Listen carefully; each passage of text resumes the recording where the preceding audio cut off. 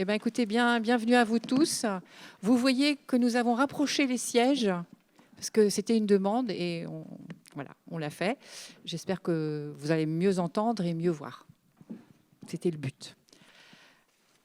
Alors, je vais commencer par ma petite introduction, comme je fais d'habitude, avant de commencer l'ordre du jour du Conseil.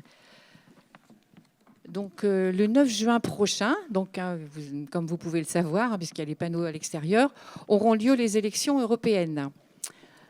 Alors, je rappelle que le premier scrutin, je fais un petit rappel de l'histoire, le premier scrutin européen a eu lieu en 1979 et qu'il a porté Simone Veil à la tête de son Parlement.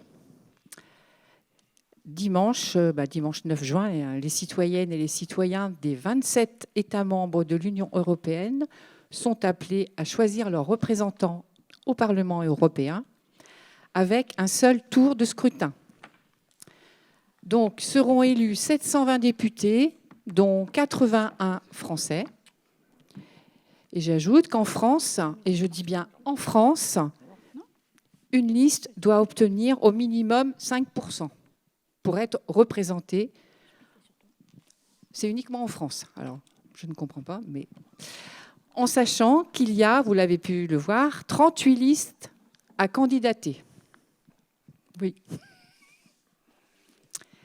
Alors, un peu d'organisation. Dimanche prochain, nous ouvrirons les bureaux de vote à 8h30. Je rappelle que nous avons 3 sites différents pour voter, à l'Ellipse, à l'école de Kergrouez et à l'école de Kermoulin, donc en fonction du lieu d'habitation.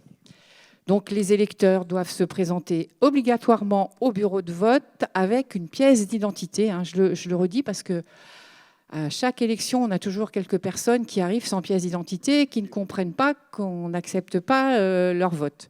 Mais c'est la loi, c'est comme ça. On est obligé de venir avec sa pièce d'identité et aussi sa carte d'électeur. Ça nous aide à trouver écoutez, le bureau. Ça nous aide aussi à savoir si vous n'êtes pas trompé et le numéro d'inscription. Voilà. Alors, pour ceux qui ne pourront pas se rendre aux urnes, donc, il est toujours temps de préparer une procuration en se rendant à la gendarmerie. C'est encore possible. J'ai su il y a eu des personnes qui sont venues en mairie, croyant que c'était en mairie qu'on préparait les procurations. Mais non, c'est à la gendarmerie. Alors, quelques chiffres. Entre les dernières élections départementales et régionales de juin 2021 et celles de juin prochain, les services administratifs, donc de Moëlan, ont enregistré 110 inscriptions d'office avec les jeunes majeurs, parce que maintenant, les jeunes majeurs, on les inscrit d'office. Et 255 inscriptions volontaires, ce qui fait 365 nouveaux votants. Alors, bien sûr, il y a eu des radiations, des décès et des changements de communes. Il y en a eu 270. Donc, ça indique une différence positive de 95 nouveaux inscrits. Alors, remettre à jour les registres demande au personnel d'accueil une grande disponibilité.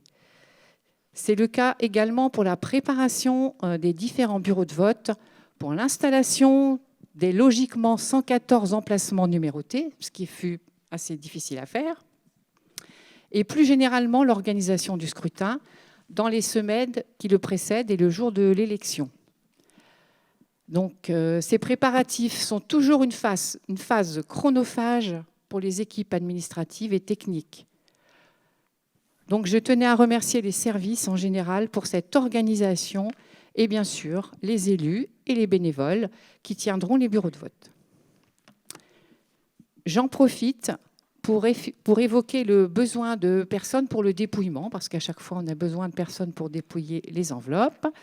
Donc, à partir de 18h. Et je finirai par vous dire que voter est un acte citoyen. Le contexte européen étant compliqué et incertain, je ne peux qu'encourager nos concitoyens à se rendre donc dans les urnes dimanche. Donc nous nous retrouverons dimanche. Un autre point que je voulais évoquer, les radars pédagogiques. Donc je souhaitais communiquer également donc, sur la pose des radars pédagogiques, comme vous avez pu le constater. Nous en avons installé 7 le 6 mai 2024 sur la commune. Alors, ils sont financés à hauteur de 45% par le département grâce aux amendes de police. Donc, ces radars pédagogiques qui fonctionnent à l'énergie solaire combinent l'affichage et la vitesse et des messages textuels ou imagés. Donc, quand vous passez, vous voyez, ça clignote, c'est vert, c'est rouge. J'espère que ce n'est pas souvent rouge. Ils alternent donc l'affichage de la vitesse et celui des pictogrammes relatifs au comportement de l'usager, relèvent la vitesse dans les deux sens de circulation et sont équipés d'un logiciel pour la gestion des données de mesure et tableaux de bord pour les statistiques de vitesse, de fréquentation, de dépassement. Alors, je vais vous rappeler les différents sites qui ont été choisis pour le démarrage, je dis bien pour le démarrage du dépistage. Alors, il y a donc un radar rue de Quimperlé, un autre route de Beille, un autre rue de Pontarlier, à Kerguienne, à Kergouez, à Kerembellec, et un rue de Saint-Cado sur Kermoulin. Donc, ces radars seront déplacés en fonction des besoins et des contrôles en lien avec la police municipale. Donc, nous travaillons, alors ça, je voulais vous le dire aussi, avec le département. Nous avons des réunions assez régulièrement avec le département. Et donc, nous ferons un point. Moi, je souhaite qu'on fasse un point plus détaillé aux prochaines assises citoyennes pour qu'on évoque un peu plus longuement les problématiques de vitesse. Donc, nous vous communiquerons la date ultérieurement parce qu'on n'a pas encore décidé la date des prochaines assises, mais on vous communiquera la date. Donc, voilà ce que je voulais dire ce soir en introduction. Alors, on va passer donc au conseil municipal. Donc, le quorum est atteint. Je vais donc procéder à l'appel. Jackie Abélard, Béatrice Andrieux, Véronique Bach a donné procuration à Jean Raison. Laurent Bellec. Présent. Louise Bourlon-Triguier a donné procuration à Christelle Fénéon. Benjamin Brunet. Benjamin Brunet présent. Franck Chanvril, pardon. Présent.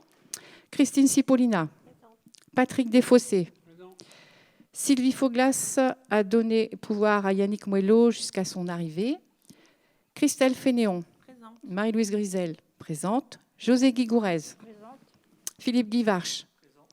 Gwenaëlle Herouette. Présent. Dominique Ignerski a donné pouvoir à Isabelle Moigne. Tom Irlande a donné pouvoir à Laurent Bellec. Annick Lecor. Delphine Madic.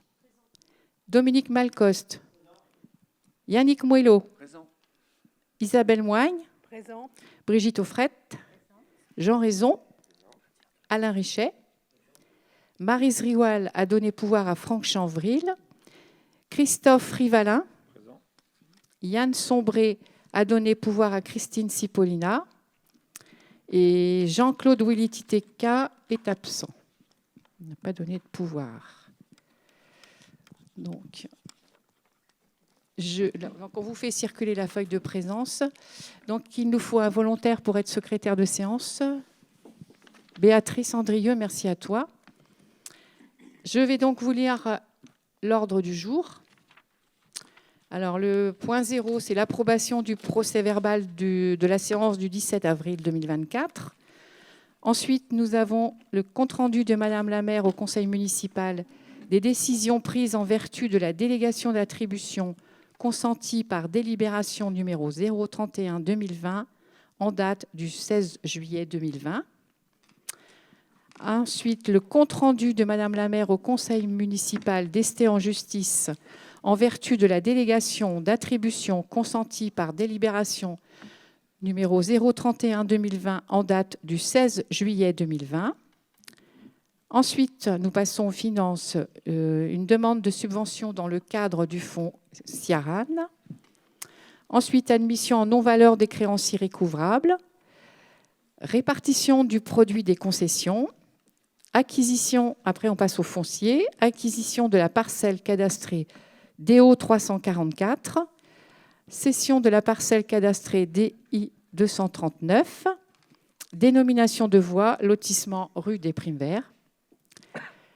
Après on passe aux archives, règlement de consultation des archives municipales, Ensuite, la vie associative, donc l'attribution des subventions de fonctionnement aux associations pour l'année 2024.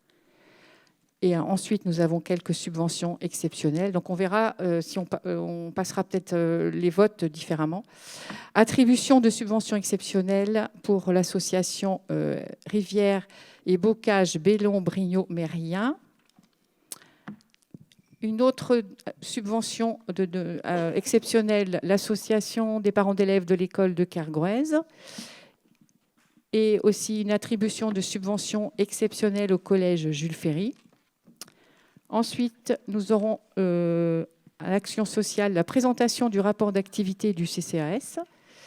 Et puis en affaires communautaires, la présentation du rapport d'activité développement durable, égalité femmes-hommes 2023 de Quimperlé Communauté. Et vous n'avez pas de questions diverses ce soir. Voilà. Donc le conseil sera filmé, retransmis sur la page YouTube. Et ensuite, nous passerons au quart d'heure citoyen. Voilà. Alors, c'est moi qui vais commencer. Approbation du procès-verbal du dernier conseil du 17 avril. Y a-t-il des remarques, des questions? Non. Oui, allez-y, Madame Vigourez. Juste pour l'avoir, j'étais absente au dernier conseil municipal, donc je l'ai écouté. C'est très difficile de comprendre tout le monde parce que tout le monde ne parle pas très fort et c'est pas toujours audible. Il faut dire ça à vos collègues et à nous tous. Voilà. Donc, tout le monde doit... je vous dis parce que c'était pas simple, c'est pour tout le monde. Et le deuxième, c'est marqué sur la ville de Moëlan-sur-Mer, visible jeudi sur YouTube. Et c'était pas jeudi, c'était vendredi. Donc pour la communication, voilà. Ah oui, ouais. Oui, c'est ce que dit Élodie, les impératifs de service, ils n'ont peut-être pas eu le temps de le retransmettre non, le mais jeudi. Il ne faut pas marquer jeudi. Oui, c'est bon. On entend. OK. Donc, s'il n'y a pas d'autres remarques sur le conseil, le dernier conseil, on va passer au premier point. Donc, les décisions prises en vertu de ma délégation d'attribution. Donc, il y a d'abord les arrêtés municipaux. Donc, pour tous ces points, il n'y a pas de vote. Ah, pardon, on n'a pas voté le PV. Oui, c'est vrai. Alors, qui vote contre? Qui s'abstient? Qui vote pour? De toute façon, vu qu'il n'y avait pas de questions, je pense que tout le monde allait voter pour. Oui, tout à fait. Alors, le premier point, c'est une décision modificative budgétaire de 500 € à verser au capital de la SPL Bois Énergie Renouvelable. Ensuite, il y a une cession de matériel inutilisé concernant des fauteuils de bureau et sièges visiteurs. Donc là, je pense pas. Ça a été vu, je pense, en commission. Non, ça n'a pas été vu. Donc c'est du matériel. Ce sont des fauteuils avec accoudoir, sans accoudoir, des fauteuils visiteurs. Comme on a changé tout le mobilier de l'accueil, en fait, c'est du réemploi. Les agents aimeraient racheter leur fauteuil à un prix dérisoire. Voilà. Donc, on a accepté ça. Ensuite, les contrats. Il y a un avenant au contrat d'assurance signé avec l'assurance des collectivités et des agents, la SMACL, parce qu'en fait, à cause de la tempête Ciarán, il a fallu qu'on augmente la somme qu'on leur donne. Autrement, je pense qu'ils nous auraient quittés. Mais ça, c'est apparemment toutes les assurances. Il y a un gros souci avec les intempéries et la météo qu'on a pu avoir, donc on n'a pas eu le choix. Ensuite, il y a des conventions.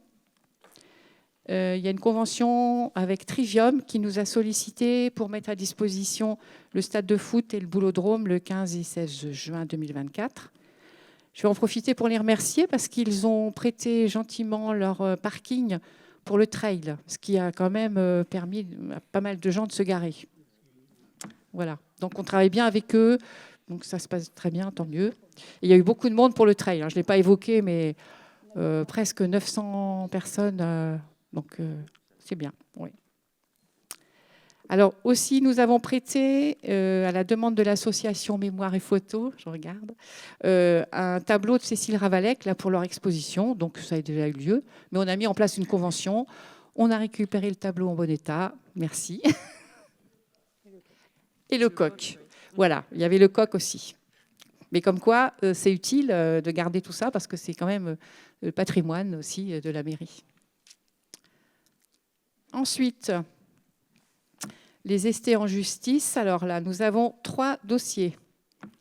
Monsieur Le Draine, au tribunal administratif de Rennes, pour un refus de permis de construire à Carfagny. Donc, nous, notre avocat, c'est LGP pour la commune. Et pour monsieur Le Draine, c'est Maître Guégan. Et donc, l'audience a eu lieu le 24 mai. Ensuite, il y a un autre dossier, monsieur Rioux, qui est aussi au tribunal administratif de Rennes pour un refus de permis de construire à Toulon-Porce.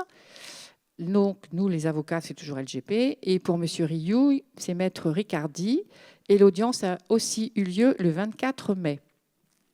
Et enfin, nous avons M. Henry au tribunal de Quimper pour constater et faire lever l'enclave des parcelles DM 98 et 61. Donc là, M. Rioux a mandaté 2 avocats, Maître Guillaume et Maître Béranger. Et donc, toujours pour nous, la commune LGP. Donc, l'audience a eu lieu aujourd'hui. Voilà ce que je peux vous dire sur les estés en justice. Et donc, maintenant, nous allons passer aux finances. Donc, nous avons une demande de Ah, pardon, j'ai pas... Oui, pardon. J'avais une question. Du coup, comme les audiences ont eu lieu en début de semaine, est-ce que vous avez eu des nouvelles sur ces audiences? Non, c'est trop juste. On n'a rien. Non, c'est pas rédigé. On n'a pas. Même oralement, on n'a pas eu de nouvelles. Non, on est le 29, peut-être que c'est un peu court. Ouais. Non, on n'a pas eu. Non. Pas d'autres questions? Alors, nous allons donc passer aux finances. Il y a une demande de subvention dans le cadre du foncier Aran. Donc, c'est Franck qui va prendre, Franck Chanvril, l'adjoint aux finances, qui va prendre... Merci Madame la maire, bonsoir à tout le monde. Donc une demande d'indemnisation au titre d'un fonds exceptionnel qui a été mis en place par le ministère de la Transition écologique et de la cohésion des territoires et une circulaire du 13 mars dernier qui est venue préciser la règle du jeu pour solliciter cette indemnisation des dégâts. Pour aller à l'essentiel, nous avons présenté 98 895 € de justificatifs de dépenses uniquement pour des travaux confiés aux entreprises. Donc ce montant-là, presque 100 000 €, n'inclut pas toutes les remises en état et toutes les interventions de nos services techniques municipaux en régie municipale. Nous, donc, sur ce montant présenté de travaux réalisés pour de nombreux sites, je ne vais pas tous les citer, vous devez les avoir, j'imagine, en lien avec le bordereau. Nous solliciterons donc une participation de l'État à hauteur de 80% du montant des dégâts et des coûts de remise en état.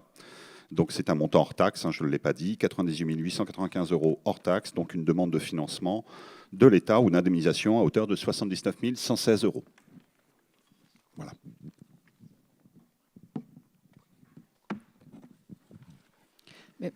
Merci Franck. Donc, avez-vous des questions, des remarques à faire? Non. Donc, nous allons passer au vote. Qui vote contre? Qui s'abstient? Qui vote pour? L'unanimité. Merci. Alors, le deuxième point, c'est toujours Franck Chanvril, l'admission en non-valeur.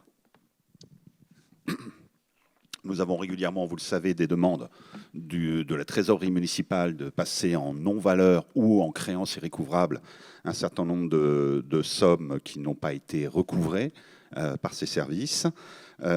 Ici, la demande qui est présentée ce soir concerne des demandes d'appurement pour la période 2015 à 2022.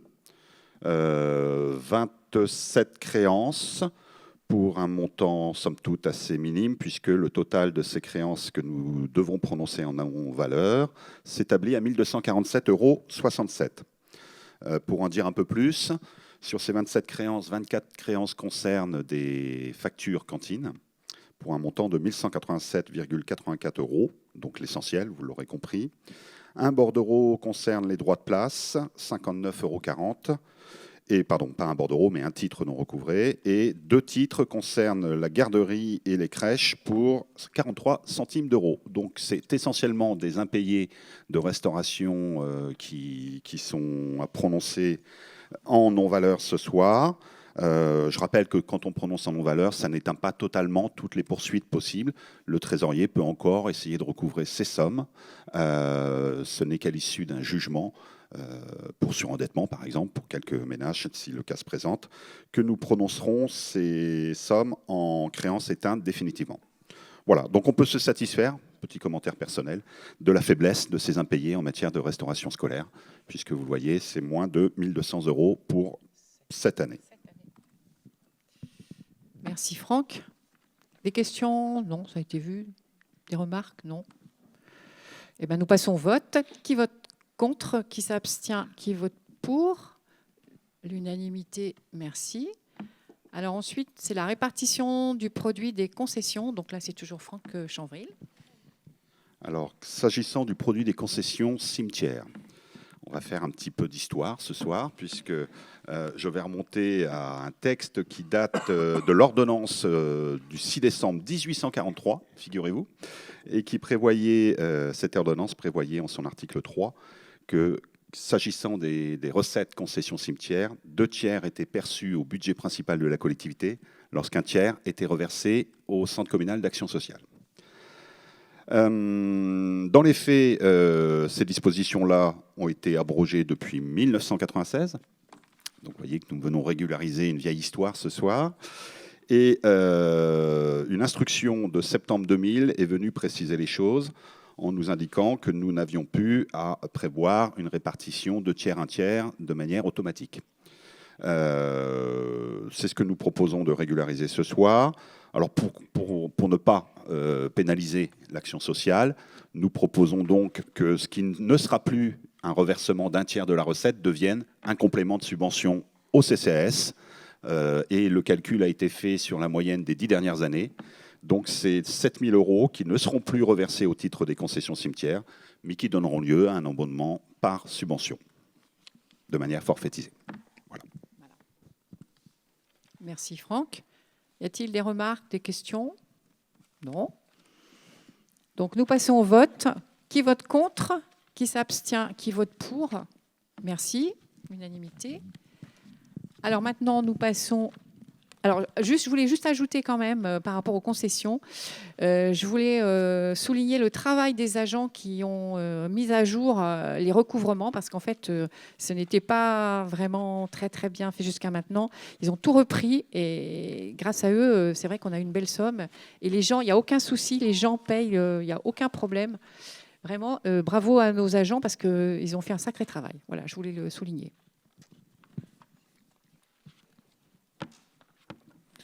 Alors, donc l'urbanisme, donc l'acquisition de la parcelle cadastrée DO 344. C'est Gwen Herouet qui va présenter.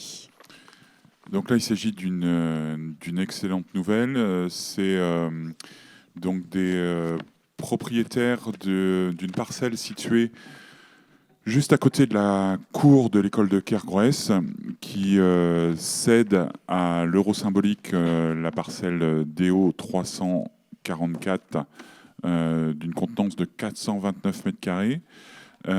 C'est une parcelle qui est végétalisée et qui permettra à l'école de mettre en œuvre notamment son projet d'école dehors.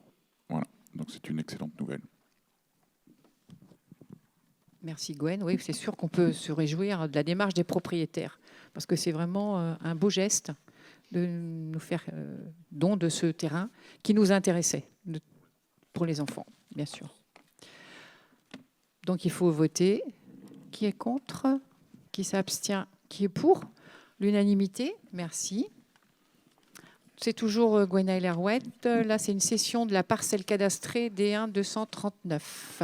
Donc là, il s'agit d'une parcelle située à Kersel en zone N, je précise bien en zone N. Donc zone naturelle, N. Voilà, c'est ça. Zone naturelle totalement protégée et inconstructible. Il s'agit d'une parcelle enclavée, très difficile d'entretien pour la commune. Et donc les propriétaires se proposent de racheter les propriétaires voisins se proposent de racheter cette parcelle communale de 205 mètres carrés à la valeur des domaines qui est 1 euro du mètre carré, je le répète, pour des terrains en zone N. L'ensemble des frais seront à la charge de l'acquéreur. Merci Gwenna et Larouette. Des remarques, des questions? Non, ça a été vu en commission, je pense. Donc on passe au vote. Qui est contre? Qui s'abstient? Qui vote pour l'unanimité? Merci bien. Alors ensuite, c'est une dénomination de voie. Donc là, il s'agit d'une dénomination de voie sur la rue des Primes-Verts, puisqu'il va y avoir un petit lotissement et donc par là même, il y aura une voie en impasse. Donc cette voie en impasse, il est proposé, la commission a décidé de proposer que cette voie s'appelle l'impasse des Gravelots. Alors juste une petite précision en ce qui concerne les gravelots. Les gravelots, c'est un petit oiseau limicole et qui est qui est présent sur nos plages. Et donc, on profite de cette délibération pour inviter nos concitoyens, lorsqu'ils se baladent sur les plages, à faire très attention aux œufs de gravelots, puisqu'ils nichent sur les plages. Merci Gwen pour ces précisions. Effectivement, on fait de la pédagogie en plus, donc c'est très bien. Donc, je suppose que ça a été vu en commission, vous l'avez accepté. Donc, qui vote contre, qui s'abstient, qui vote pour l'unanimité. Donc, merci pour ce beau nom de rue, en fait. C'est joli. Alors ensuite, là, nous changeons, nous passons aux archives municipales. Et c'est Laurent Bellec qui va faire la présentation. Oui, donc comme vous savez, nous avons des archives à la mairie. Et donc, le règlement définit les modalités de consultation des archives municipales par la population en conformité avec la législation. Ce règlement sera consultable en mairie et sur le site internet de la commune. Voilà. Merci Laurent pour ce court exposé. Y a-t-il des... Non, ça a été vu en commission et en annexe. Alors, juste vous dire... les archives municipales, parce que moi, j'ai eu l'occasion de faire visiter la mairie à plusieurs classes d'écoles, des écoles primaires, et même aussi peut-être du collège. Et dans la visite, ce qui les a le plus impressionnés, ce sont les archives. Donc voilà, je tiens à vous dire, vous pouvez aller, je ne sais pas si tous parmi nous... Comment ? C'était très bien rangé et ça les a vraiment impressionnés. Et ça leur reste, une institutrice m'a dit, il reste ça, les archives, ça les a marqués. Donc voilà. Peut-être qu'après, eux, ils rangeront bien aussi leur bureau. Voilà. C'est pas sûr. Donc, il faut voter. Si vous n'avez pas de remarques là-dessus, les personnes pourront donc, vous le savez, venir consulter, mais avec un agent et dans une pièce ou dans la salle des mariages ou dans la salle des commissions. Voilà. Donc, qui vote contre, qui s'abstient, qui vote pour l'unanimité? Merci bien. Alors là, nous allons passer au gros morceau, on va dire, les attributions de subventions aux associations. Donc, c'est Christelle Fénéon qui va nous le présenter. Alors, je rappelle que les élus qui sont adhérents à une ou plusieurs associations ne prennent pas part au vote de celle-ci. Donc, on va vous refaire circuler la liste des associations si vous avez des oublis. Je pense qu'elle circule. Très bien, merci. Et rappeler qu'il est toujours possible pour les associations qui n'ont pas eu le temps de faire des demandes dans l'année. On peut demander des subventions tout au long de l'année, il n'y a pas de souci avec ça. Donc, je laisse la parole à Christelle. Merci Madame la maire. Bonjour à toutes et tous. Alors, les subventions.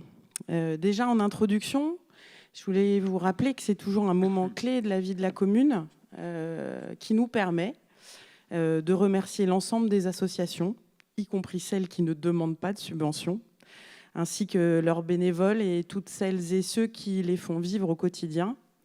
C'est l'occasion aussi pour nous de vous redire et de redire que les associations sont coproductrices de l'animation et du vivre ensemble et qu'elles méritent à ce titre, à notre sens, toute notre attention et notre reconnaissance. Et que c'est pour moi, en tant qu'adjointe à la vie associative, un plaisir au quotidien d'essayer de leur faciliter la vie et de contribuer à faire avancer leurs projets et de voir aboutir leurs idées au bénéfice du plus grand nombre. Voilà, ce petit préambule étant fait, quelques chiffres génériques pour commencer. Les chiffres que je vais vous donner là concernent à la fois la délibération générale et le tableau général, donc la première délibération, et 3 petites délibérations entre guillemets qui concernent des subventions exceptionnelles. Je les ai globalisées dans mon propos. Donc aujourd'hui, on va voter 71 subventions. C'est un chiffre en progression constante, puisqu'on en a voté à date 63 en 2021, 65 en 2022 et 69 en 2023. Cette année, on propose un montant en hausse en valeur de 9 000 euros, si on compare à la même délibération l'année dernière, avec un montant total qui s'élève à 92 822 euros, donc qui tient compte des 4 délibérations, et ce qui porte un montant moyen de subvention, le montant moyen de la subvention à 1 307 euros, contre 1 214 l'an dernier qui était en repli et 1 274 euros en 2022. Donc on va dire qu'on a récupéré l'inflation. Voilà. Et puis pour en venir aux subventions en elles-mêmes, alors je m'excuse auprès de toutes les associations, je ne vais pas développer les projets ni les demandes de chacune d'entre elles. Je me permettrai simplement d'insister sur quelques faits significatifs ou quelques entrées dans le tableau, par exemple.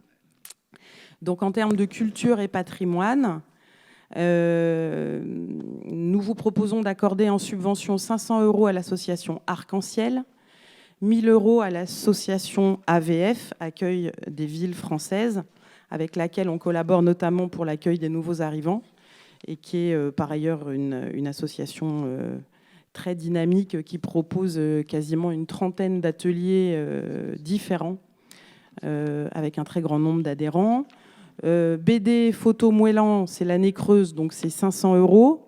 La chorale Cœur à Cœur, 300 euros. Le comité de jumelage Lindenfels, donc l'Allemagne, 2500 euros. Celui de Louisbourg, l'Irlande, 1500 euros. La Gaden, 800 euros. Marionnette en mer pour l'organisation du festival, la 3e édition cette année, 2000 euros. L'annexe 23, le tiers-lieu culturel, 1000 euros. Je m'arrête sur l'annexe 23. C'est un établissement, une association qui existe depuis à peu près 3 ans sur la commune. Elle se situe en face de chez le notaire rue du Guilly, au 23, d'où son nom, l'annexe 23. C'est un espace qui commence à bien trouver sa place et qui notamment arrive en complémentarité de la programmation culturelle de la ville à l'Ellipse par les propositions intimistes qu'elle fait en termes de concerts et d'expositions. Donc voilà, c'est un coup de pouce à continuer dans cette voie et à trouver un équilibre dans ce mode de fonctionnement. Ensuite, on a les gars de Saint-Philibert, donc qui est l'association qui gère le cinéma Le Carfani, 2400 euros. J'ai pu assister à leur AG et c'est vrai que ils cumulent les bons résultats et que c'est un plaisir de pouvoir les accompagner à notre modeste niveau, bien sûr. Les Arts Moëlanais, 1000 euros. Mémoire et photo, 1000 euros. 1001 Regards, qui est un collectif d'artistes, photographes, sculpteurs, peintres qui organise des expositions, 400 euros. Moëlan Accueil, 300 euros. Notre cercle Moëlan-Doigt Armor, 1400 euros pour aider à la confection de costumes moëlanais. Musica Moëlan, notre école de musique associative, 13 500 euros. Prégon Passamblès, 700 euros. L'association Si ça vous chante, qui donne des cours de chant et organise et monte des comédies musicales, 900 €, sachant que j'en ai parlé en commission, mais nous vous proposerons de voter une seconde subvention ultérieurement pour cette association, une subvention exceptionnelle qui interviendra après leur spectacle de juillet. Voilà, mais ils savent d'ores et déjà qu'on vous proposera de les soutenir à hauteur de 400 € pour une demande exceptionnelle en complément de celle-ci. Et enfin, Opus Primavera, qui est l'association qui organise le festival Dehors les artistes. Et là, je m'arrête aussi un moment sur ce festival parce qu'il change de formule cette année et que ce sera la première association à utiliser notre jardin public réhabilité et que je vous invite tous à assister à ce festival Dehors les artistes sous une nouvelle forme qui se tiendra donc le 8 juin au jardin public. On l'espère sous un soleil radieux parce qu'au bout d'un moment, l'herbe et le gazon aura suffisamment poussé. Voilà pour les activités culturelles et le patrimoine. Je poursuis avec les activités sociales et solidaires, avec 100 € pour ADVC 29, les Veuves du Finistère, 70 € pour la page 29, l'IME de Quimperlé, 100 € pour CAP 29, qui est un collectif d'associations de personnes handicapées, 100 pour un toit, 990 €, Enfance et Partage, 350 €, France Alzheimer, 1000 €, JPV 29, 100 €, pardon. Excusez-moi, c'est bien, vous suivez. JPV 29, Vivre après le décès d'un enfant, 100 €. L'armoire partagée, 800 €. Je m'arrête un moment sur l'armoire partagée. En fait, c'est une association qui a été créée en début d'année et qui reprend l'activité lancée par le CCAS et Christine. Donc voilà, ils sont réunis en collectif. Ils sont très actifs. J'ai des demandes notamment pour pouvoir mieux signaler leur local. Bon voilà, donc je vous invite à y aller nombreux également. Je ne sais pas si nous en ont besoin parce que ça marche toujours très bien. Mais en tout cas, c'est une initiative qui nous tient à cœur. Et on est vraiment ravis que ce soit à présent porté par une association. Donc voilà, 800 € qui est là également un coup de pouce au lancement parce qu'ils ont besoin encore de s'équiper, de portants notamment et de petits matériels pour vous accueillir au mieux lors des ventes au local qui, je le rappelle, est situé pour le moment dans l'ancienne bibliothèque à côté de l'office de tourisme. Ensuite, le Secours catholique, 250 €, le Secours populaire, 400 €, le Sémi Espoir 29, 100 €, Rêve de clown, 300 € et Un grain de folie 29, l'association qui collabore à l'animation de l'EHPAD Thaler-Mort pour 1000 €. Voilà pour cette thématique. Ensuite, les sports. Donc 400 €, on a acheté 1 km pour la course de promotion du breton en relais Arredadeg. Donc on pourrait la mettre là, on la met en sport, mais on pourrait aussi la mettre en patrimoine, hein, puisque tout ce qui est soutien au patrimoine et à la langue bretonne se situe dans la première catégorie que je vous ai énumérée. Ensuite, Banalec, Pays de Quimperlé Athlétisme, 2000 €, qui est l'association qui propose des cours et de l'entraînement à l'athlétisme sur l'ensemble du territoire intercommunal, et notamment à Moëlan. Le Dojo des Trois-Rivières, 2600 €. Dragon de Soie, 300 €. Éducachien Moëlan, 750 €. Énergie Molane, la gym, 500 €. Fit Kids, 1500 €. Gym Volontaire Forme, 500 €. MCBB Basket, 1000 €. MCC, le cyclisme, 2500 €. Speredar Sport, 600 €. Notre tennis club, 3000 €. Le tennis de table, 800 €. Le twirling bâton, 2000 €. L'USM, 3800 €. Et enfin, Handisport Cornouailles et Quimper, comme l'an dernier, 500 €. J'ajoute qu'on n'a pas reçu encore à date de demande de la part de l'OMS et que bien sûr, comme l'a dit Madame la maire, on étudiera toutes les demandes qui nous parviendront au fil de l'eau. Il n'y a pas de problème. La vie éducative. Donc là, je voulais juste présenter de manière un petit peu différente de la délibération. Plutôt que de l'émietter, c'était pour montrer aussi, puisqu'on arrive là du coup à un montant de 25 000 euros, que finalement, si on cumule tous nos concours à la vie associative, eh ben, on arrive à plus d'un quart des subventions qu'on accorde. Voilà. Donc c'était juste à des fins de pédagogie et de sensibilisation. Voilà. Donc le DDEN, ou là, je ne sais pas, délégué départemental de l'éducation nationale, 100 euros, comme tous les ans. Ensuite, les OCCE, qui sont les coopératives scolaires reconnues d'utilité publique. Et ce sont des subventions au prorata du nombre d'élèves. Donc, pour Kergrouez, 4 250 euros. Pour Kermoulin, 2 890 euros. Et pour l'école du Bourg, 5 440 euros. Ensuite, une demande de subvention de l'APE de l'école du Bourg à 850 euros. La demande de subvention ne nous a pas été accordée pour ce projet, mais je salue ici, puisque j'ai le micro, leur projet de fabrication de boîtes de sardines et d'affiches à l'image de la commune. Ouais, je l'ai avec moi, mais ouais. Christelle va vous montrer le prototype Voilà. de la boîte de sardines. Mais je suppose que vous l'avez déjà vu tous, puisqu'elles sont d'ores et déjà en vente chez certains de nos commerçants, et que les Moellanais ont été nombreux à passer des précommandes lorsque l'idée a émergé, et qui a également le même visuel qui est proposé en affiche. Voilà, je sais que ça remporte déjà un grand succès, et je sais de sources sûres que la conserverie Gonidec se tient déjà prête à fournir des boîtes supplémentaires lorsque le premier stock sera écoulé. Donc voilà, pour le petit aparté. L'APE de l'école de Kergrouez, donc ça concerne une délibération à part, parce qu'elle nous a été faite pour un projet exceptionnel, qui était celui de la chasse aux œufs, qui a été relancé à Pâques, autour de la petite chapelle à Kermen, et que donc l'association nous a été demandée pour garantir la gratuité de cette chasse aux œufs pour l'ensemble des enfants qui y ont participé.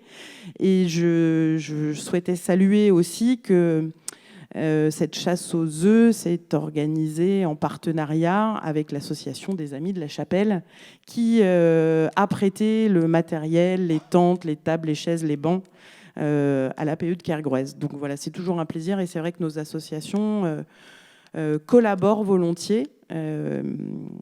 Et voilà. Donc, ensuite, on a l'association laïque du collège pour les fournitures scolaires notamment, donc 5 450 euros. L'association sportive du collège, donc je parle du collège Parc Arquat Yves Coty, et qui est le collège de secteur, et le foyer socio-éducatif du collège, 3 924 euros. L'association sportive de notre lycée de secteur, donc Carnezec, 565 euros. Ensuite, une petite demande du collège Jules Ferry à Quimperlé, qui est présentée dans une délibération à part, puisqu'ils nous ont demandé une petite contribution à un voyage scolaire de la chorale de leur classe Ulysse UP2A. Donc là, je vous ai mis quelques explications. Donc les classes Ulysse, ce sont les unités localisées pour l'inclusion scolaire. Et UP2A, c'est toujours très simple dans l'éducation nationale, ce sont les classes d'accueil pour les élèves allophones. Donc là, je suis aussi allée chercher l'explication. Ce sont en fait les élèves dont la langue maternelle n'est pas le français. Hein. Donc ce sont ce qu'on appelle communément les nouveaux arrivants. C'est ça, hein. Je regarde Monsieur Gwenaël Herouet, qui s'y connaît beaucoup mieux que moi. Donc voilà, donc en fait on leur a une demande de subvention de 45 euros puisqu'il y avait un élève moellanais et que c'est le montant qu'on accorde habituellement. Et dans le même ordre d'idées, nous avons reçu une demande de l'école Jean Guéhenno de Quimperlé avec une subvention de 90 euros parce qu'ils accueillent 2 élèves moellanais, et de la MFR Maison Famille Rurale, 68 euros pour 2 élèves.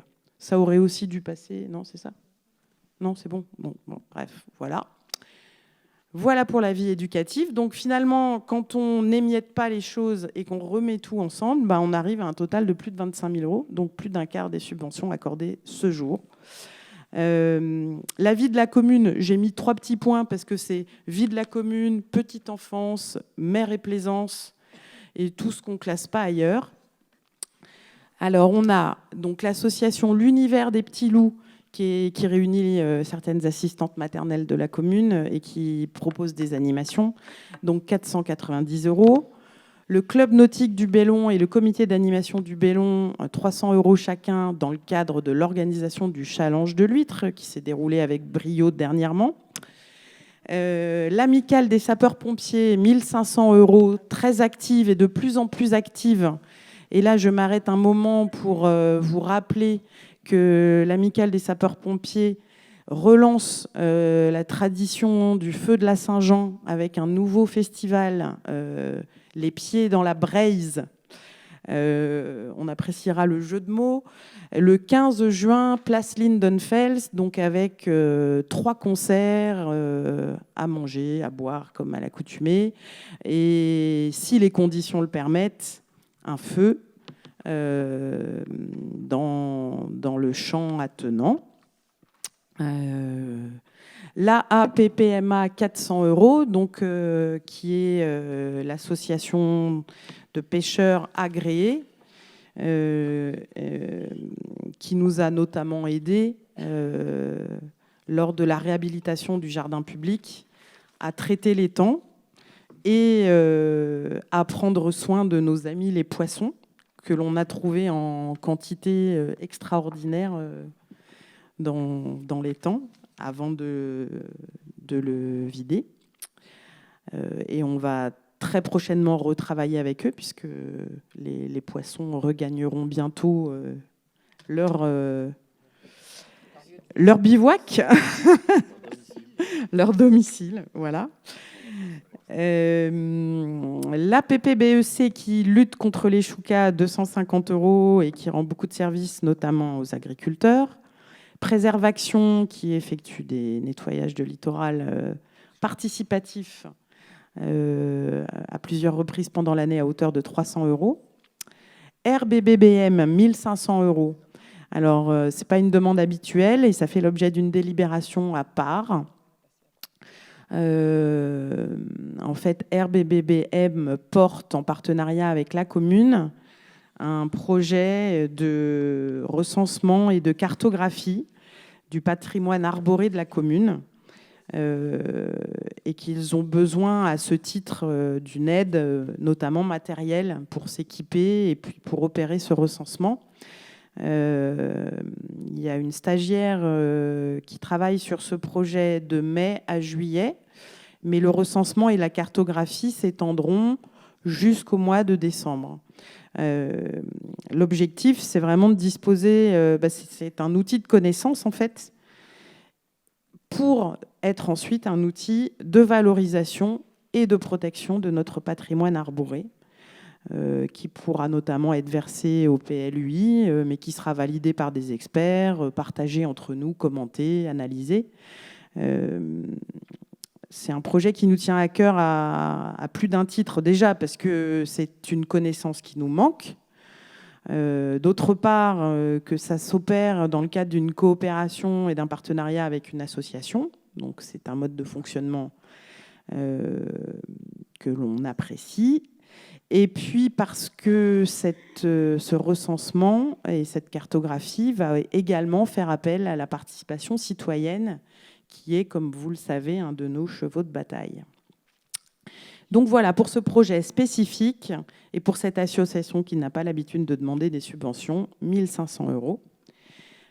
Ensuite, 600 euros pour la société communale de chasse, 1 000 euros pour les jardins de Kerguen, qui ambitionnent de devenir autonomes en termes de gestion de l'eau. Donc ça nous semble très intéressant de les soutenir et de les encourager dans ce projet. Et enfin, l'association Retritou, 500 euros. Voilà. Et en conclusion, je voulais simplement vous signaler que Cette liste à l'après-vert que je viens de vous faire est le signe d'une grande vitalité associative locale dans tous les domaines, et que cette vitalité, là, on la ressent, je dirais, financièrement, mais on la ressent aussi dans les aides matérielles que l'on apporte aux associations, que ce soit dans la gestion des locaux associatifs, essentiellement partagés, dans l'occupation de l'ellipse, dans la mise à disposition de matériel ou dans la gestion du calendrier des fêtes. On l'a vu dernièrement, il y a quelques télescopages, il y a des week-ends, ça y est, qui commencent, où on commence à avoir beaucoup d'événements qui s'ajoutent les uns aux autres. Alors c'est parfois difficile à gérer, ça demande parfois de faire des efforts et des compromis, notamment dans la mise à disposition et dans le partage du matériel. Voilà, mais on fait au mieux pour contenter tout le monde. On fait aussi appel aux communes alentours, Clohars et Riec notamment, qui nous aident et qui prêtent leur podium et d'autres matériels quand on n'arrive plus à fournir. Mais en tout cas, on voit arriver de nouveaux entrants, on accompagne de nouveaux projets, de nouveaux événements. Et tout ça pour une vie locale toujours plus attractive. Donc, je m'en félicite et mes camarades ici présents aussi. Voilà, merci de votre attention. Merci Christelle pour ce déroulé très, très étoffé, on va dire. Alors, pour le vote, parce qu'en fait, donc il y a les attributions de subventions aux associations. Ensuite, on avait plusieurs subventions exceptionnelles.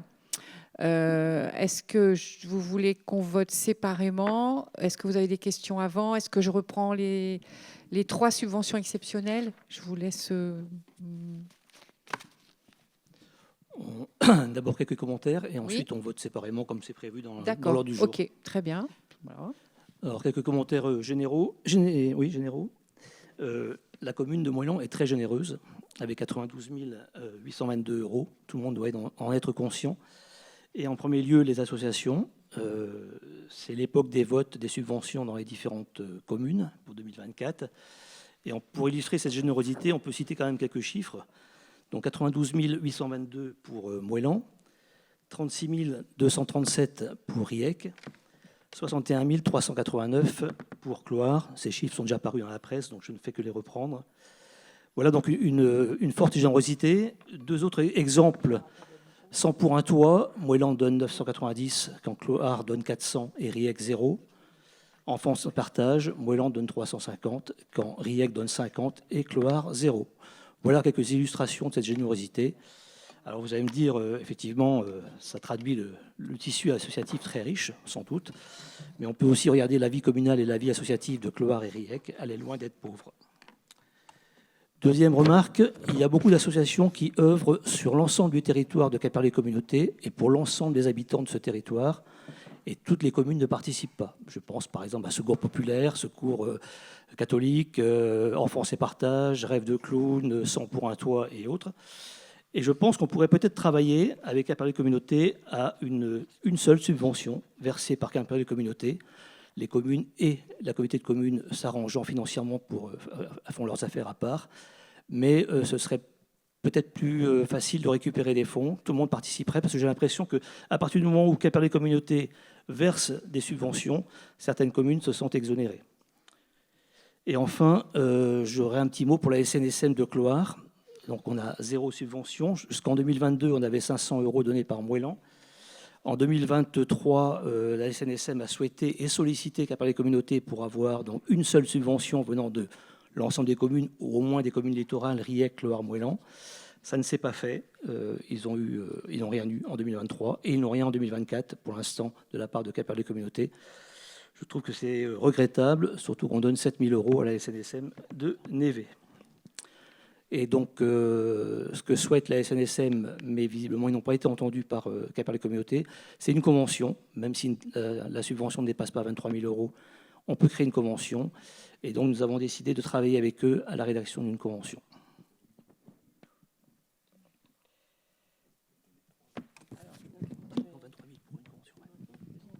Je vais simplement vous dire, Je suis assez étonnée parce que là, depuis le début de votre déroulé, vous évoquez essentiellement, enfin, vous pointez Quimperlé Communauté. Moi, je veux bien, mais vous avez quand même dans votre groupe un élu qui a Quimperlé Communauté qui peut très bien se faire le porte-parole plutôt que vous qui êtes être porte-parole au conseil municipal, c'est plutôt au conseil communautaire. Enfin, je regarde Christophe Rivalin, c'est plutôt en conseil communautaire de le faire. Parce que là, moi, je ne vais pas répondre pour Quimperlé Communauté. On est là pour Moëlan. Après,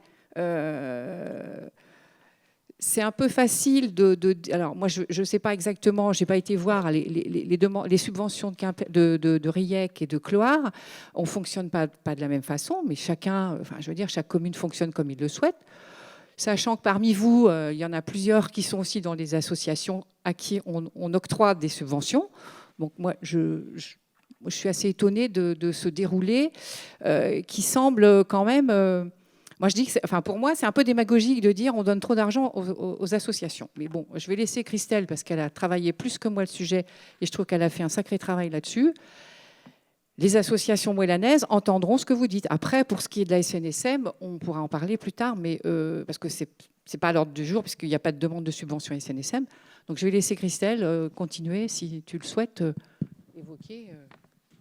Oui, tout simplement répondre, mais dans le sens de ce que tu viens de dire, Malou, c'est-à-dire que vous dites très généreux, comme si c'était trop généreux. Bon, voilà, dont acte. Nous, on se réjouit d'accompagner les associations. On a 107 000 € d'inscrits au budget primitif. Donc, comme on le dit dès le début, si on inscrit 107 000 €, on ne s'interdit pas d'aller jusqu'au bout de cette enveloppe. Donc, voilà, on n'a pas dit oui à toutes les subventions. On n'a pas accordé le montant demandé à toutes les demandes. Simplement dans la mesure où on peut se le permettre et où on estime que la demande est justifiée, je ne vois pas pourquoi on s'indiquerait par posture d'être généreux. Voilà. D'autre part, comparer avec Riec et Cloire, alors qu'on n'a pas le même nombre d'habitants et que ça se passe peut-être différemment chez eux, c'est une comparaison, certes, mais on peut faire dire un petit peu tout ce qu'on veut aux chiffres. Donc je creuserai le sujet avec plaisir et on pourra en rediscuter en commission. Mais ça ne me semble pas être une comparaison très opportune. Et à la limite, moi, c'est une comparaison qui sert notre propos. Donc je vous remercie, parce que ça marque en tout cas notre volonté de soutenir et de travailler de concert avec les associations pour contribuer à l'animation et au vivre ensemble sur la commune. Alors moi, je pense que c'est absolument indispensable et que 93 000 € à peine, c'est pas cher payé pour l'offre d'activités, de services, d'événements et de prise en charge de l'isolement et de la solitude que nous permettent les associations locales. Enfin, franchement, on travaillerait avec n'importe quel prestataire, ça nous coûterait 10 fois le prix, quoi. Et c'est fait en bonne intelligence, en concertation et bien souvent en cohérence avec le propre agenda et la propre activité de la commune. Donc voilà, pour moi, il n'y a pas de souci. L'échelle intercommunale, on en a discuté en commission. Et là, je rejoins Malou. Le fait que Quimperléco participe ou ne participe pas et que certaines communes de l'intercommunalité participent ou ne participent pas n'influe en rien dans notre souhait de soutenir certaines associations. Je prends l'exemple, par exemple, de Retritou ou de 100 pour un toit. On soutient effectivement ce qu'elles font et la manière dont elles le font, et on est ravis de les aider. Voilà. Et pour la SNSM de Cloire, je les invite à nous contacter pour qu'on les soutienne. Ils seront toujours les bienvenus. On les a toujours aidés à chaque fois qu'ils nous l'ont demandé. Voilà, merci. Merci Christelle. Oui, alors Yannick Moello veut prendre la parole. Allez, tiens un micro Yannick. Voilà, donc simplement pour donner des chiffres qui parlent, nous avons sur la commune pour le sport, je vais focaliser sur le sport, 2553 en fait adhérents, c'est un tiers des habitants de la commune en fait qui font une activité, qui sont adhérents à une association sportive, avec 1312 adultes et 1037 mineurs. Et donc ça donne 1194 femmes et 1199 hommes. Voilà, tout simplement pour dire que nous avons un territoire spécifique aussi avec le sport nature. Et donc la commune et l'aménagement de la commune participent largement en fait à la contribution de l'attractivité et c'est pas que en fait des associations, ce sont des associations qui participent à l'attractivité même économique de la commune. Voilà, c'est tout ce que je voulais dire. Y a-t-il d'autres interventions parmi les conseillers ou les adjoints? Non. Alors moi, je vais revenir là-dessus, hein, mais ce qui m'étonne, c'est qu'on est... Alors c'est quand même incroyable d'être obligé en conseil municipal que la majorité se justifie par rapport à des octrois de subventions. Mais ça, c'est normal, vous êtes dans l'opposition, vous jouez votre rôle, ça je comprends. Mais je pense que beaucoup de Moellanaises et Moellanais qui sont dans les associations nous écoutent. Donc après, dont acte. Voilà, je vais terminer comme ça. Donc vous souhaitez, on va passer, donc on va faire des votes séparés, c'est ça? Donc on va suivre l'ordre du jour. Donc les attributions de subventions aux associations, donc ce que vous avez dans votre bordereau, à moins que vous ayez d'autres questions là-dessus. Pardon? Ah pardon. Alors le point 10, donc qui vote contre? Qui s'abstient, qui vote pour les attributions? Oui, oui. On a noté, c'est noté à la fin du conseil. Comme quoi, vous voyez qu'on travaille bien, on fait attention à qui est dans... Parce qu'en fait, vous êtes quand même...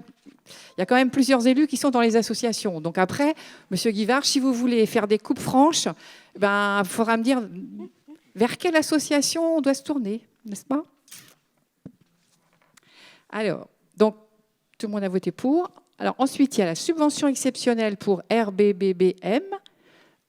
Alors là, quelqu'un veut-il s'exprimer là-dessus, prendre la parole, ou bien on vote séparément? Non, personne, parce que ça a été vu en commission, hein, on a pas mal échangé là-dessus, sur les arbres remarquables. Voilà. Donc, qui vote contre? Qui s'abstient? Qui vote pour? Merci, l'unanimité. Alors ensuite, il y a une subvention exceptionnelle pour l'école de Kergouès, dont a parlé Christelle, là, pour la chasse aux œufs. Qui vote contre? Qui s'abstient? Qui vote pour? L'unanimité, merci. Et donc, il y a encore une petite subvention pour un élève du collège de Jules Ferry, de 45 €.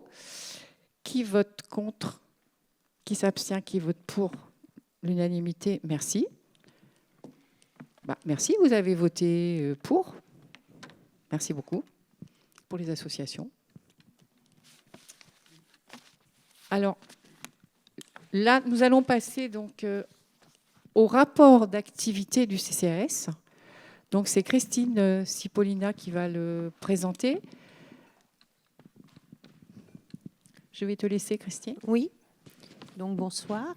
Donc, je vais vous communiquer le rapport d'activité du CCAS pour l'année 2023.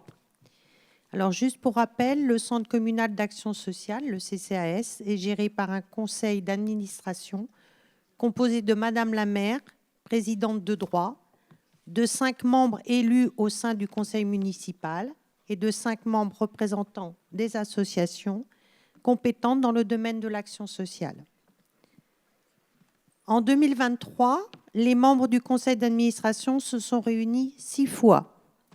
Cette instance a seule la compétence d'attribuer, après délibération, des aides facultatives, également appelées aides sociales extralégales ou secours financiers.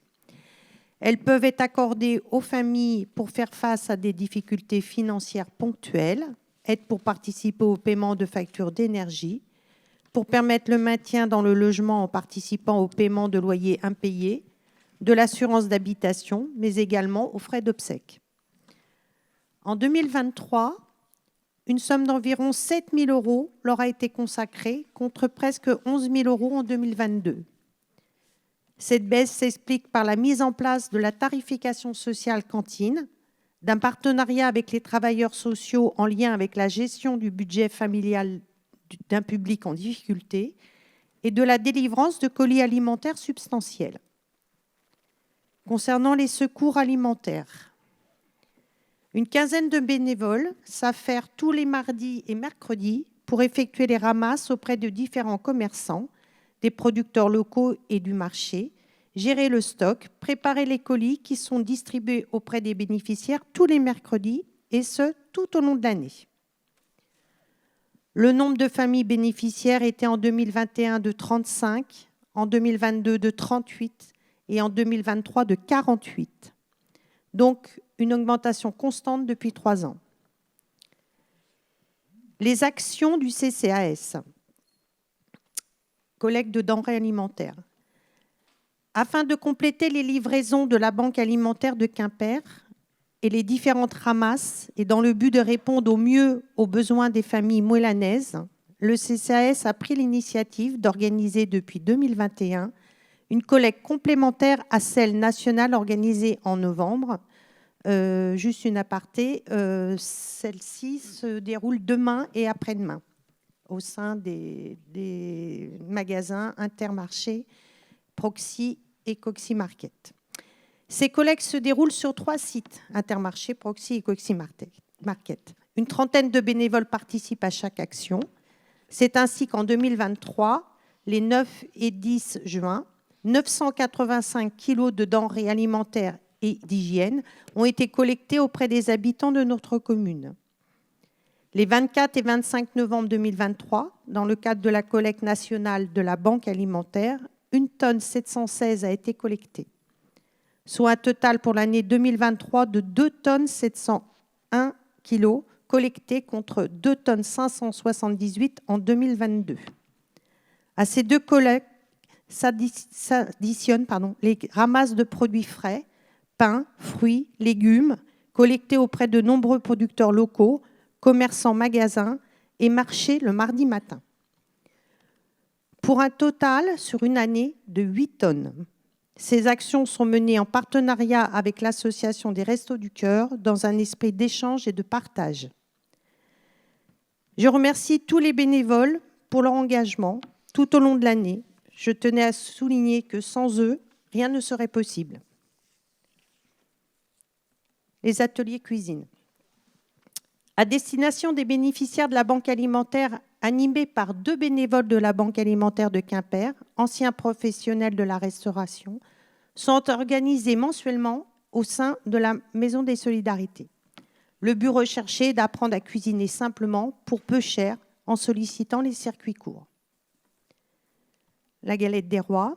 En début d'année, un moment de convivialité et de partage a été organisé à l'Ellipse afin de permettre aux bénéficiaires et aux bénévoles de la Banque alimentaire, tout en dégustant une part de galette des rois, de se rencontrer et d'échanger sur des sujets variés en dehors du cadre réglementaire des distributions du colis alimentaire. Les après-midi récréatifs. Dans le but de permettre aux seniors isolés de se retrouver pour un après-midi ludique, un loto réunissant une 60aine de personnes a été organisé en mars. Concernant l'accès à la culture, afin de permettre un accès à la culture pour tous, des tickets de cinéma à prix réduit et d'accès au spectacle à l'Ellipse sont délivrés aux bénéficiaires de la Banque alimentaire. 145 tickets vendus en 2023, soit une hausse de 74% par rapport à 2022, due à l'augmentation du nombre de bénéficiaires, dont des familles. Concernant le vestiaire solidaire, en 2023, 4 vestiaires gérés par des bénévoles se sont déroulés au sein de l'ancienne bibliothèque. Le but étant de permettre à chacun de se vêtir à moindre coût et de donner une seconde vie aux vêtements collectés, de créer un lieu de rencontre qui favorise le lien social et les moments d'échange. Le vestiaire solidaire a laissé sa place comme vous l'a dit Christelle, à l'association partagée, Armoire Partagée, depuis mai 2024. Il a été organisé aussi des marches avec bâton avec l'association Vas-y Mollo et Vas-y Franco. De mars à mai, des séances de marche avec bâton au rythme adapté à chacun ont été proposées aux seniors. Séances animées par un professeur d'activité physique adaptée. Au total, 25 participants. Une conférence animée par le docteur Cordonnier, dentiste, dans le cadre du dispositif Vas-y, a eu lieu également en mars. 80 participants ont ainsi pu bénéficier d'informations concernant l'importance d'entretenir une bonne hygiène dentaire tout au long de sa vie. Ensuite, la tablée des sages, qui s'est déroulée donc le dimanche 14 mai. Un repas dénommé Tablée des sages en direction des seniors de plus de 75 ans, offert par le CCAS, a permis de réunir 210 Moellanais, dont des personnes de l'EHPAD. La Semaine bleue est la semaine nationale des personnes âgées et retraitées. Elle se déroule chaque année la première semaine d'octobre, en 2023 du 2 au 6 octobre. Le but est de favoriser la place des aînés dans la vie économique, sociale et culturelle. Créer des liens, sensibiliser sur les réalisations et projets des associations. On repart sur les associations. Le thème 2023 était « Vieillir ensemble, une chance à cultiver ». Plusieurs activités ont été proposées dans ce cadre, relaxation, jeux, danse bretonne, conférences, comment se prémunir des cambriolages et une séance de cinéma au Carfani. Suite à la tempête Ciarán, plusieurs personnes âgées et ou isolées se sont retrouvées en grave difficulté. 16 personnes en situation préoccupante ont été identifiées. Des prises de contact ont permis de mettre en place un suivi et en cas de besoin des interventions de professionnels de santé et ou techniques. En novembre, un goûter dansant organisé par le CCAS en collaboration avec l'association Dansons Ensemble a permis de réunir une centaine de personnes, encore avec une association. En décembre, en partenariat avec la Croix-Rouge et l'association Enfance et Partage, encore une association, une distribution de jouets a permis 25 enfants âgés entre 0 et 10 ans de recevoir un cadeau pour Noël. En décembre, le CCAS a offert à 157 seniors de 83 ans et plus un colis gourmand. En fin d'année, 86 résidents en EHPAD et originaires de Moëlan ont bénéficié d'un colis remis par des membres du CCAS lors de goûters organisés au sein des établissements. Je vais trop vite. Alors, les logements, le patrimoine. Notre commune est actuellement pourvue de 197 logements sociaux répartis par bailleurs comme suit. Armorique Habitat 58, Finistère Habitat 20, l'Opac de Quimper-Cornouailles 119. 126 demandes ayant pour premier choix notre commune, sur 531 positionnant Moëlan comme autre choix. 28 logements ont été attribués en 2023, dont 20 sur le lotissement de Cargrouès, dont le bailleur social est Finistère Habitat. 16 type 3 et 4 type 4, 9 en semi-collectif. Remise des clés en juin 2023. Alors le CCAS, c'est aussi de nombreux partenaires qui assurent des permanences à la Maison des Solidarités sur rendez-vous, assistante sociale du département, ATP, CLIC du pays de Quimperlé, Cité Métrie, Mission locale, l'abri côtier, Agir ABCD, assistante sociale des pêches. Je voulais remercier aussi Karine Gouil pour le travail qu'elle fait au CCAS. C'est elle qui a réalisé d'ailleurs ce rapport. Voilà, si des gens ont besoin d'être aidés, ils peuvent venir la rencontrer et on trouvera des solutions. Voilà. J'ai terminé. Merci, Christine.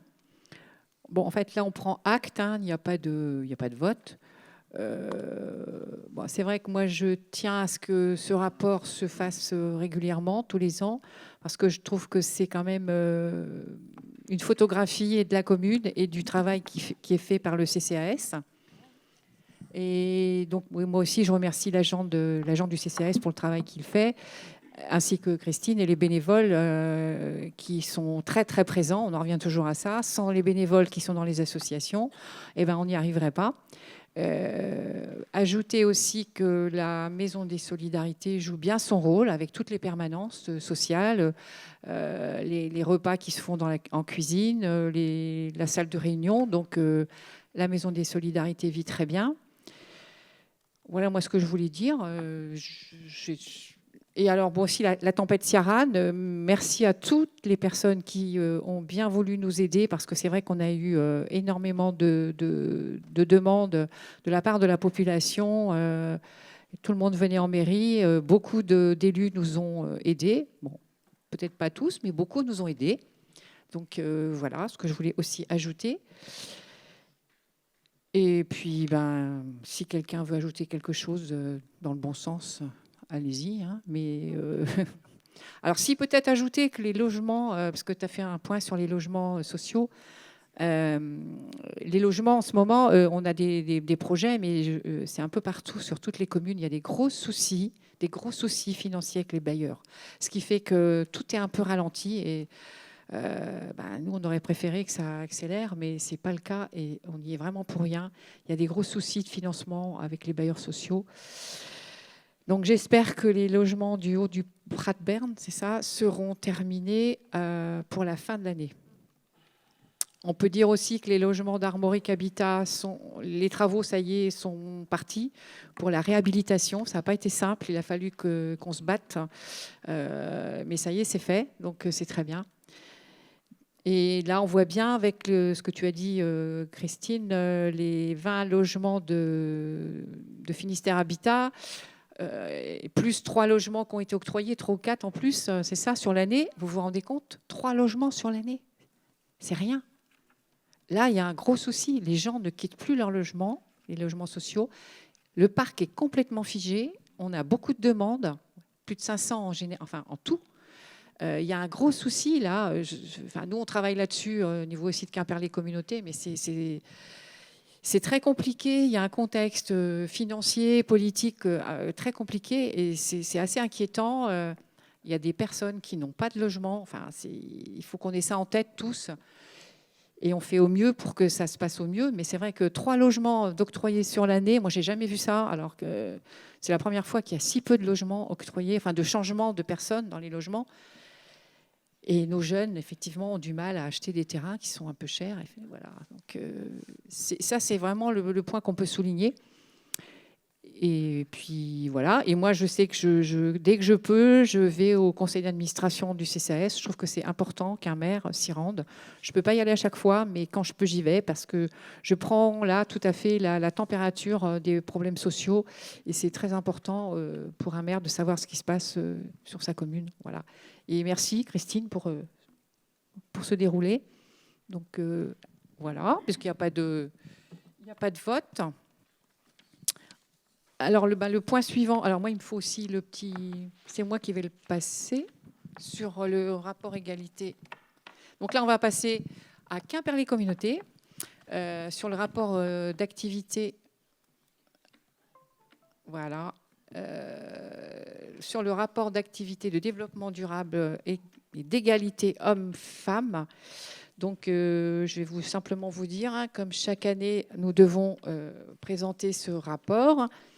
Je ne vais pas reprendre le rapport détaillé qui fait 43 pages. Bon, on l'a vu en commission, mais un résumé. J'ajouterai quand même, avant le résumé, je voulais revenir sur les chiffres de la population globale de Quimperlé-Communauté, qui est à ce jour de 58 104 habitants pour 16 communes, quand même. Et je rappelle qu'en France, nous avons beaucoup de communautés d'agglomération qui comptent un grand nombre de petites communes. Je vais prendre l'exemple de Lannion-Trégor où j'étais hier, tout simplement. Je suis partie avec Quimperlé-Communauté, on est allé travailler avec les maires de Lannion et de Tréguier. pour des problématiques d'habitat. Lannion-Trégor, vous savez combien il y a de communes? 57 communes sur une communauté d'agglos, alors que nous, on en a 16.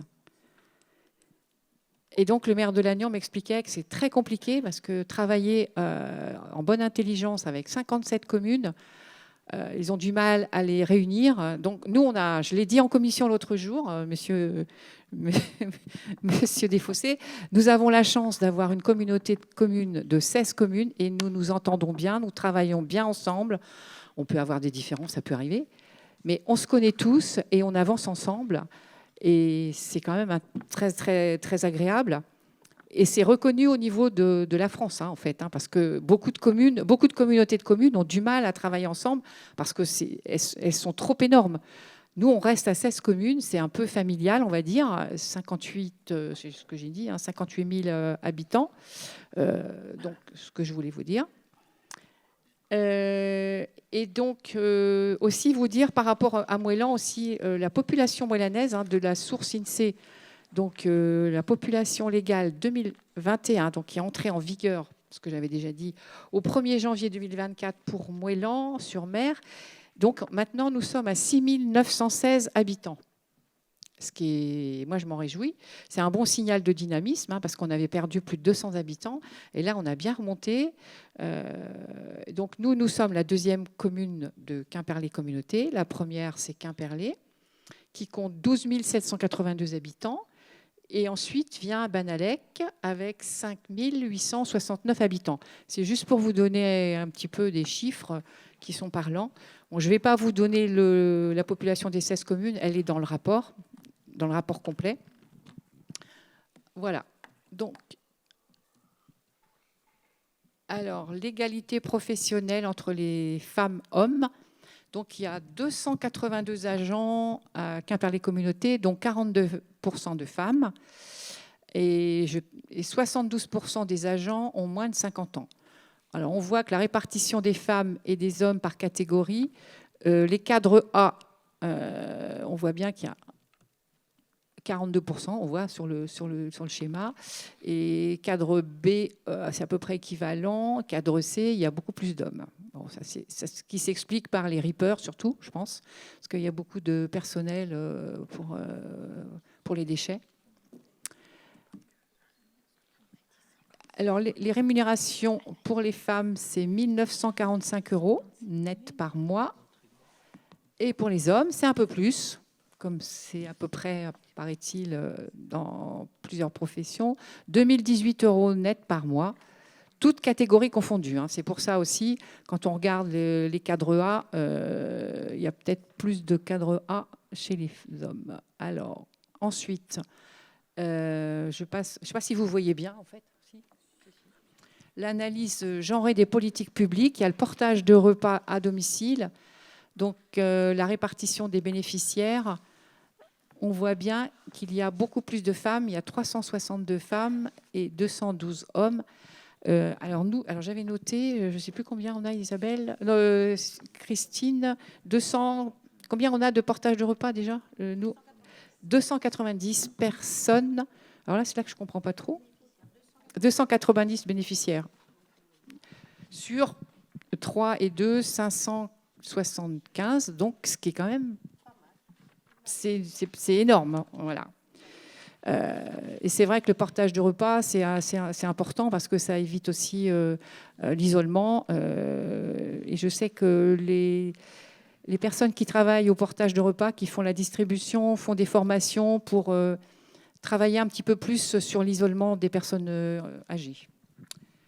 Alors, il y a l'inscription au conservatoire de musique. Donc, il y a 57% des élèves qui sont de sexe féminin. Apparemment, les filles font plus de musique que les garçons. Le service enfance, je ne vais pas tout vous dire. Le service enfance, il y a la répartition des candidatures saisonnières. Donc, il y a 71% de femmes qui candidatent pour travailler avec les enfants, contre 29% d'hommes. Vous ferez vous-même les conclusions. Il y a aussi l'action Startigenzo. Là, c'est la Startigenzo, c'est une association d'insertion. Donc là, ils mettent les personnes accueillies. Donc on voit que c'est à peu près équivalent. Il y a 20 hommes et 23 femmes. Je n'ai pas évoqué l'équipe pédagogique du conservatoire. Donc l'effectif, il y a donc 9 femmes et 15 hommes. Et la demande d'hébergement enregistrée, 39. Oh, je trouve que c'est un peu hétéroclite, là. La demande d'hébergement enregistrée, il y en a 39. Alors les hébergements, ce sont pour les logements d'urgence. Mais là, c'est exactement la même problématique que pour les logements sociaux. Les gens qui rentrent en logement d'urgence ont tendance à rester assez longtemps parce que leur problématique fait qu'ils ne trouvent pas de logement. Donc, ça s'engorge. Alors, il y a 74%, c'est le pourcentage des femmes salariées du réseau des médiathèques. Et parmi les 38 salariés, 27 sont des femmes. Alors là, on arrive au vélo. La location des VAE en 2023, donc les vélos à assistance électrique, la répartition des locataires, les femmes sont encore plus présentes, 70 femmes.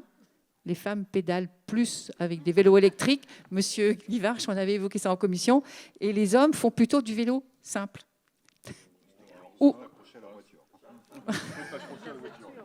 Bon, chacun interprétera comme il voudra. Alors, les temps forts, le tri en vrac, le tri à la source des biodéchets. Bon, je sais que ça pose pas mal de questions pour tout le monde. Vous dire quand même que Quimperléco est en train de s'équiper de véhicules spécifiques et doit revoir ses containers. Parce que c'est vrai que ça peut poser quelques petits problèmes. Ça, on est d'accord. Il y a le plan de sobriété, il y a des économies pour le bien commun. Donc les mobilités de demain, donc là on voit bien, c'est les vélos. Là c'est un vélo électrique, je pense. Et donc la tempête Ciarán. Donc il y a eu aussi une mobilisation très solidaire au niveau de Quimper-les-Communautés. Sur l'environnement, la définition des zones d'accélération des énergies renouvelables. Je regarde mon adjoint à la transition écologique.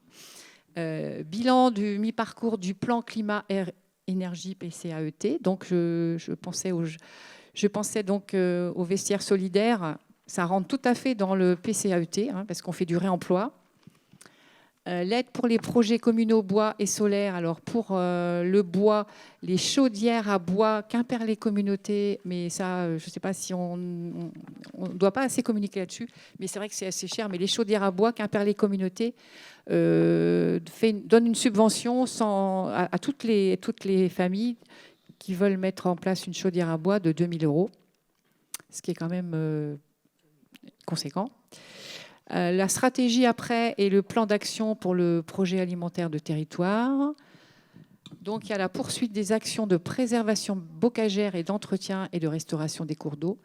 Donc, on a eu, alors ça, c'est les chiffres, 151 409 € de versés au titre du fonds de concours énergie. 905 enfants ont suivi l'animation naturophile, ce qui est bien. 26 800 € le montant des mesures environnementales et climatiques pour les agriculteurs. Et donc, nous avons 88 km linéaires de cours d'eau qui ont été entretenus et restaurés dans le cadre de CTMA. Ensuite, nous avons l'économie et le tourisme, la définition du schéma de développement et de transition écologique 2023-2027 et de la stratégie commerce 2023-2026. Donc, il y a le permis d'aménager de la future zone d'activité de K1 extension. C'est une extension pour Quimper-les-Communautés qui est vraiment à l'étroit. Et il y a vraiment de gros besoins, autant pour le personnel. Je pense qu'il y a pas mal de besoins au niveau des services techniques et aussi au niveau de Quimper-les-Co. Il y a un manque de bureaux, un manque de salles. On n'aurait peut-être pas imaginé ça quand on a construit le site. Sur le site, c'était vraiment... À l'époque, ça paraissait énorme. Et en fait, c'est un peu comme l'ellipse à l'époque qui paraissait énorme. Et on se rend compte qu'avec le temps, on manque d'espace. Alors après, il y a l'ouverture de la servitude de passage des piétons le long du littoral sur la commune de Riec, sur Belon. Le réseau de parcours trail permanent aussi, hein, qui a été mis en place. Et donc l'ouverture d'un nouveau bureau d'information touristique à Moëlan-sur-Mer, que vous connaissez, qui se trouve donc aussi au niveau de l'ancienne bibliothèque, qui tourne bien. Le personnel est satisfait de se trouver là. Et ils ont beaucoup en fait, j'ai l'impression que ça a dynamisé parce qu'en fait, il est beaucoup plus voyant apparemment. Le fait d'arriver sur Quimperlé, on le voit tout de suite. Les gens s'arrêtent plus facilement. Alors, il y a eu sur Quimperlé Communauté 12 000 mètres carrés de terrain vendus, 136 000 parcours téléchargés dans l'application Rando. Alors, vous savez qu'il y a une application Rando sur les téléphones et ça marche super bien. Ça, c'est plutôt Yannick qui connaît le sujet, plus que moi. Alors, les taxes de séjour, il y a eu 338 887 € de taxes de séjour sur Quimperlé Communauté. C'est quand même une belle somme. Et pour le pass commerce et artisanat, 165 149 €. Alors, des connexions et hotspot Wi-Fi, 136 766.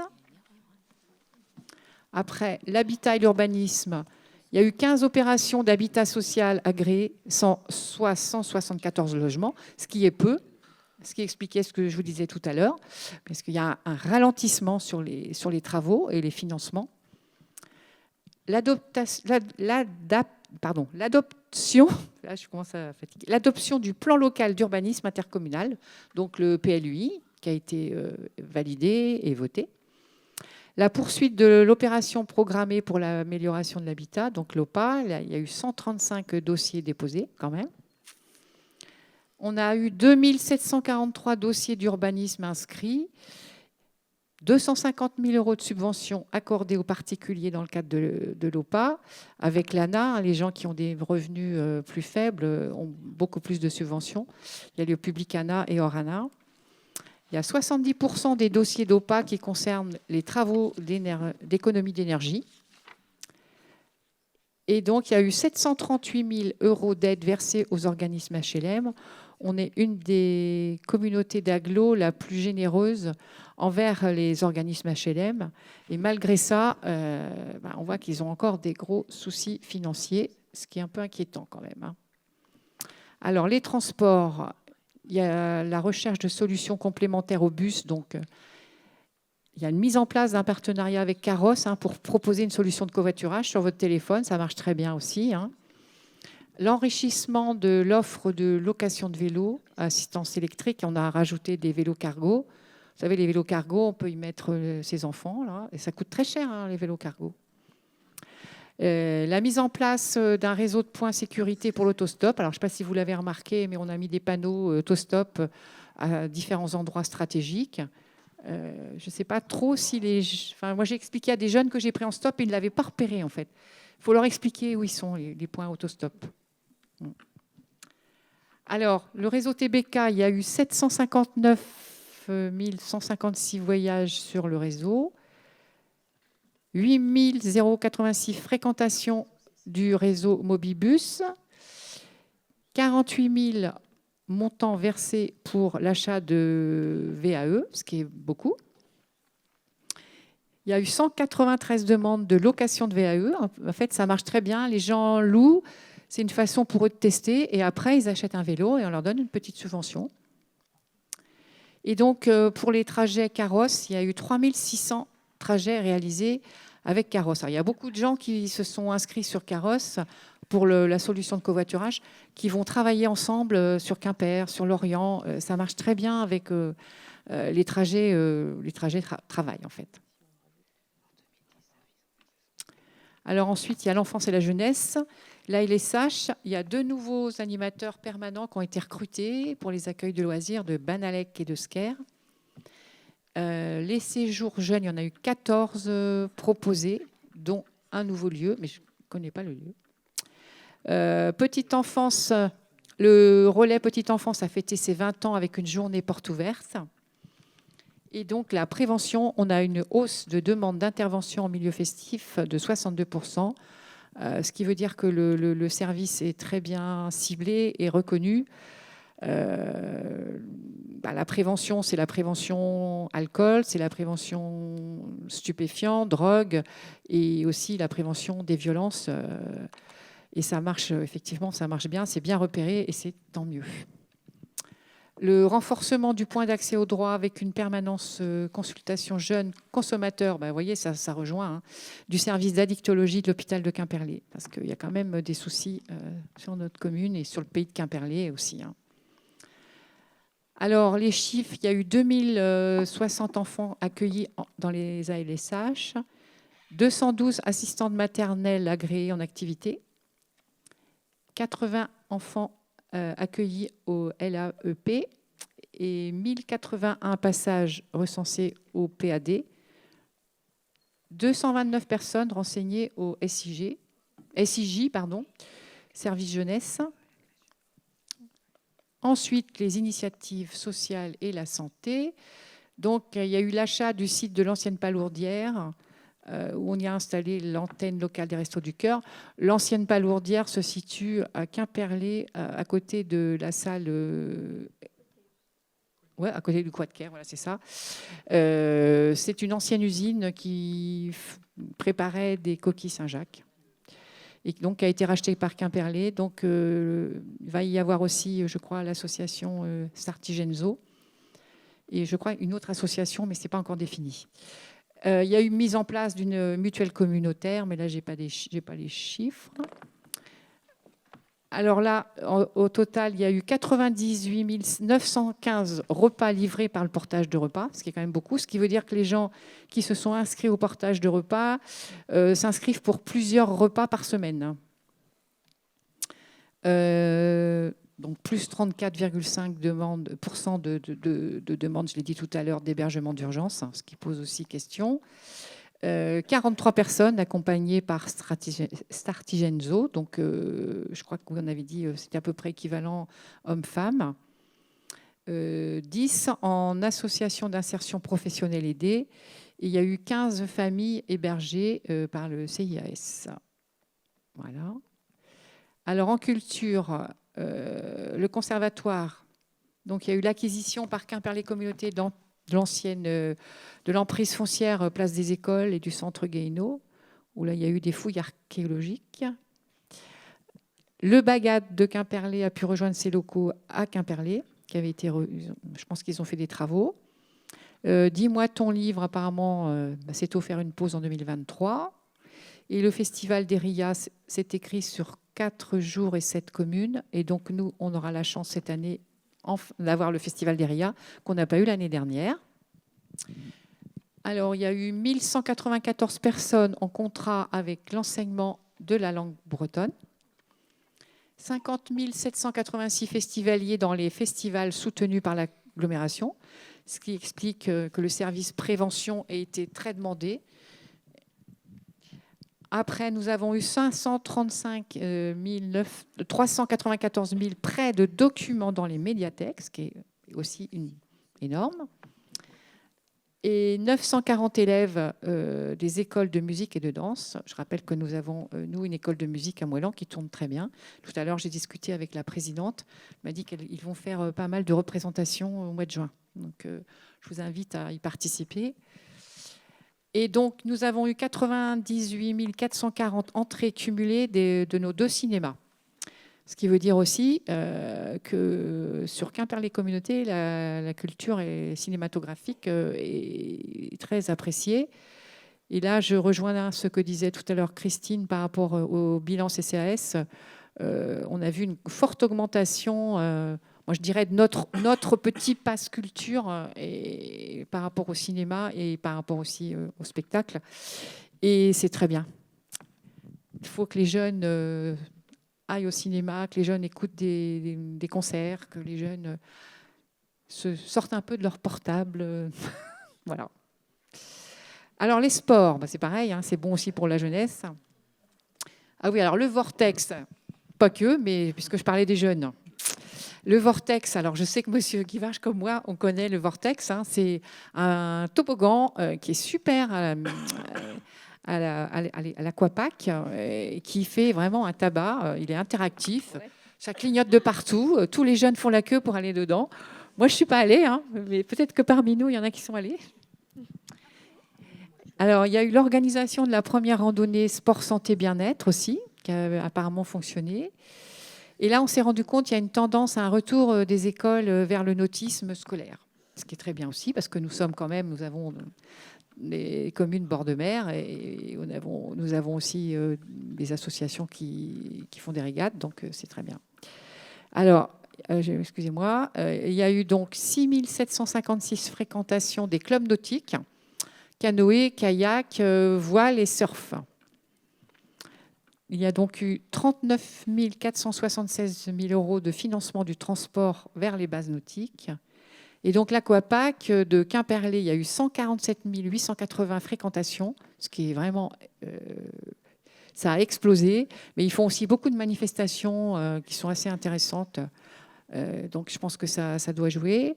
Et donc l'Aquapac de Sker, 40 892 fréquentations aussi, qui est aussi, c'est aussi pratique pour les gens qui sont sur Sker, parce que ça fait quand même un petit peu loin de venir à Quimperlé à la piscine. Les déchets, alors déploiement, je l'ai dit tout à l'heure, du tri à la source, des biodéchets. Donc il y a eu un recrutement d'un chargé de mission. Donc on espère que ça va un petit peu avancer. Il y a une collecte expérimentale, oui, des coquilles d'huîtres pendant les fêtes de fin d'année. Ça a super bien marché aussi. Les gens s'en sont emparés. Par contre, ce qu'on souhaite l'année prochaine, on a vu ça, hein, c'est qu'on puisse dire l'endroit où on souhaite mettre la collecte, hein, parce que c'était juste devant la mairie. C'est peut-être pas le meilleur site. S'il faisait un peu chaud. Mais ça, on verra l'année prochaine, parce que je pense ça va perdurer, hein, parce que c'est vraiment très très bien de récupérer les coquilles d'huîtres. Après, elles sont broyées, et puis il y a plusieurs usages possibles, donc c'est très très bien. Il y a eu un nouvel établissement d'un nouveau règlement de collecte, hein, donc il y a peut-être eu quelques crispations par rapport à ça. Il y a l'évolution aussi du calcul de la redevance spéciale, donc, qui est désormais basée sur le principe de la levée. Donc, ça sera, voilà, les gens, il y a pas mal de personnes qui ont donc pris des composteurs, qui ont acheté des composteurs à Quimperlé Communauté. Et donc, la poursuite du déploiement du tri en vrac sur tout le territoire. Mais comme je le disais, il va y avoir des nouveaux containers, parce que c'est vrai que c'est pas évident pour certaines personnes d'ouvrir et de mettre. Avec le sac, c'était déjà un peu plus facile, mais bon, ça a coûté à Quimperlé Communauté 100 000 €. Donc il y a une économie de 100 000 € avec ces sacs plastiques, et puis en plus c'est du plastique. Donc alors la collecte, il y a eu 18 407 tonnes de déchets collectés, ce qui est beaucoup. 296 kilos ratio par habitant. Alors, il y a eu des autocollants qui ont été mis sur les boîtes à lettres, je suppose, 1470. Il y a 24% des foyers qui sont équipés en composteur. Il en faudra un peu plus, hein. Et nous allons bientôt avoir notre maison du compost à la rentrée à l'école du Bourg pour les écoles et pour la cuisine. Alors, il y a eu 196 tonnes de déchets verts évités et 4133 foyers sensibilisés au tri en porte-à-porte. Alors, moi, ce que j'ai envie d'ajouter, c'est par rapport aux déchets sur notre commune, il y a énormément d'incivilités. Nos services techniques, moi, j'appelle, j'envoie des photos, pratiquement, il ne se passe pas une semaine sans qu'il y ait des dépôts de frigidaires, machines à laver, enfin, de tout. Et franchement, c'est quand même incroyable. Je ne comprends pas que les gens ne respectent pas, parce qu'en fait, quand nos services techniques, quand nos gars des services techniques vont sur site nettoyer régulièrement, parce que c'est régulièrement, pendant ce temps-là, ils ne font pas autre chose, et ce n'est pas très, très attrayant pour eux et très valorisant, alors qu'il suffit d'aller à la déchetterie, quoi. Franchement, je voulais quand même le dire, parce que je trouve ça c'est un peu dommage, quoi. Voilà. Il faut respecter le travail des agents, et puis aussi respecter les sites. Quand on voit des sacs qui sont éventrés par terre, non. Enfin, je pense qu'on est tous d'accord là-dessus. Notre commune, on souhaite qu'elle reste propre. Alors, l'eau et l'assainissement. Donc, ça a été une année favorable au niveau de la ressource en eau. Ça, je n'invente rien. Ce qui fait que oui, il y a eu des contrôles au niveau de l'assainissement non collectif qui sont maintenant réalisés directement par Quimperlé Communauté, ce qui peut expliquer aussi les mauvaises analyses qu'on a pu avoir sur notre plage. Et puis, c'est vrai qu'il y a eu, ça a été énorme, la quantité d'eau qu'on a pu avoir. Enfin, on voit bien que c'est exceptionnel. J'espère qu'on va avoir du beau temps. Et la tempête Ciarán, qui a mis à mal le système d'eau potable et d'assainissement aussi. On n'a vraiment pas été épargné avec la météo depuis le début de l'année. Là, franchement. Et donc, il y a aussi l'explosion des prix de l'énergie et l'augmentation sans précédent des tarifs des fournisseurs. Tout ça, ça va de pair. Alors, les factures d'eau aux abonnés en régie. 2 746 748 mètres cubes. C'est énorme. 1 390 990 mètres cubes d'eau assujettis à l'assainissement collectif en régie. Donc, c'est énorme. Et donc, il y a eu 9,2 km linéaires de conduite d'eau potable renouvelée. On en a eu sur Kerzolf. Ouais, ils ont fait un sacré travail. Ça a été très bien fait. Alors, la capacité de traitement des stations d'épuration, donc équivalent par habitant, ça c'est assez technique, il y a 83 889. Comment? Ouais, il n'a pas mis. Alors là, par contre, là, c'est les équivalents habitants. Oui, c'est ça, équivalent habitants. Je ne sais pas si ça parle beaucoup, ce chiffre-là.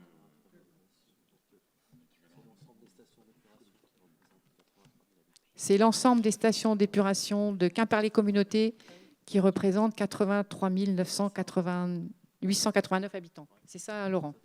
Oui, c'est ça. Alors, les ressources humaines, on termine. 282 agents ou agentes.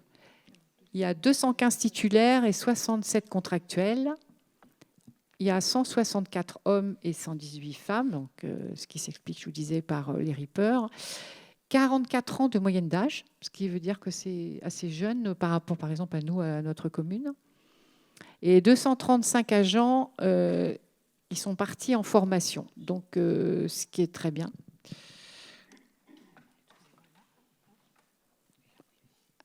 Les finances. Alors, le budget principal, il y a une amélioration des marges financières.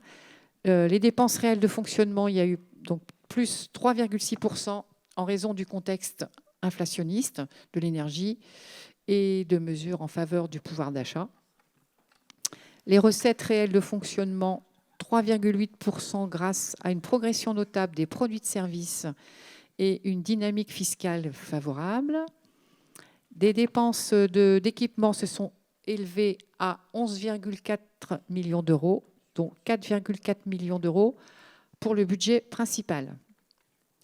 Donc, il y a eu 839 kilo-euros qui ont été dépensés en fonds de concours, dont 696 kilo-euros en faveur des communes. Donc, vous voyez, il y a quand même une solidarité vis-à-vis de toutes les communes à Quimperlé Communauté, sans exception. Produits de fonctionnement courant, 39 777 kilo-euros. Charge de fonctionnement courant, 36 630 kilo-euros. Et donc, l'épargne nette est de 2 386 kilo-euros. Les dépenses d'investissement sont de 5 675 kilo-euros. Donc, voilà pour le rapport. Là, on termine avec des jolies images des manifestations qu'on puisse dérouler sur toute l'année. Et voilà ce que je vais peut-être pas vous en dire plus sur les images. Vous les avez, vous avez tout ça dans vos tablettes. Donc voilà ce qu'on peut dire sur ce qui s'est fait à Quimperlé Communauté en 2023. Pas de questions là-dessus? Si, peut-être. Si, Franck? Oui, Monsieur Desfossés. Oui, voilà, mais oui, on peut échanger, il n'y a pas de souci avec ça. Ouais. On ne va pas discuter sur le rapport de QC, mais 4 petites remarques quand même concernant ce rapport. Donc je reviens au logement, et je vous rejoins, effectivement, on a des difficultés à faire des logements sociaux sur notre communauté. Donc cette difficulté est due en partie au manque de matériaux, du fait des Jeux Olympiques aussi. On ne peut pas avoir de matériaux, donc ça retarde tous les lotissements, tous les projets en cours. Également, toutes les constructions de maisons individuelles, éventuellement, qui pourraient donner des locations. Donc tout ça nous handicape tout de suite. J'espère qu'après les Jeux Olympiques, ça repartira. Tant qu'à maintenant, la gestion la situation financière des organismes qui gèrent, qui construisent les logements sociaux, on ne va pas se mettre à gérer à leur place. Donc je dirais que si on est en déficit de logements sociaux, on a intérêt à faire attention aux logements sociaux existants actuellement sur notre communauté et veiller surtout à ce qu'ils ne se dégradent pas, comme c'était le cas sur notre commune, et qu'il a fallu se battre, et vous le savez très bien, pendant des mois, voire des années, pour que les organismes se réveillent et fassent le nécessaire. Ça, c'était concernant les logements. Concernant la culture, je regrette que Quimper-les-Communautés, donc 58 000 habitants, 60 000 habitants, n'ait pas pensé dans le cadre de son PPI notamment. Je me suis déjà exprimé à ce sujet dans les comités en ressources de Quimper-les-Communautés, qu'il n'y ait pas eu de salle de spectacle. On aurait pu coupler à ce moment-là avec le conservatoire. Bon, ça n'a pas été prévu dans les plans d'investissement de Quimper-les-Communautés. Je pense qu'on pourrait avoir, pour notre culture, pour avoir des spectacles de niveau assez élevé, on aurait pu penser à faire une salle de spectacle à Quimper-les-Communautés. On avait l'espace, etc. Ça n'a pas été prévu, c'est dommage. Je reviens également sur ce qu'on a perçu comme taxe de séjour, 390 000 euros. Comme vous l'avez dit, c'est une belle somme. Je retiens toujours qu'on a supprimé nos 2 surveillances de plage à Traîné et à Kerfani.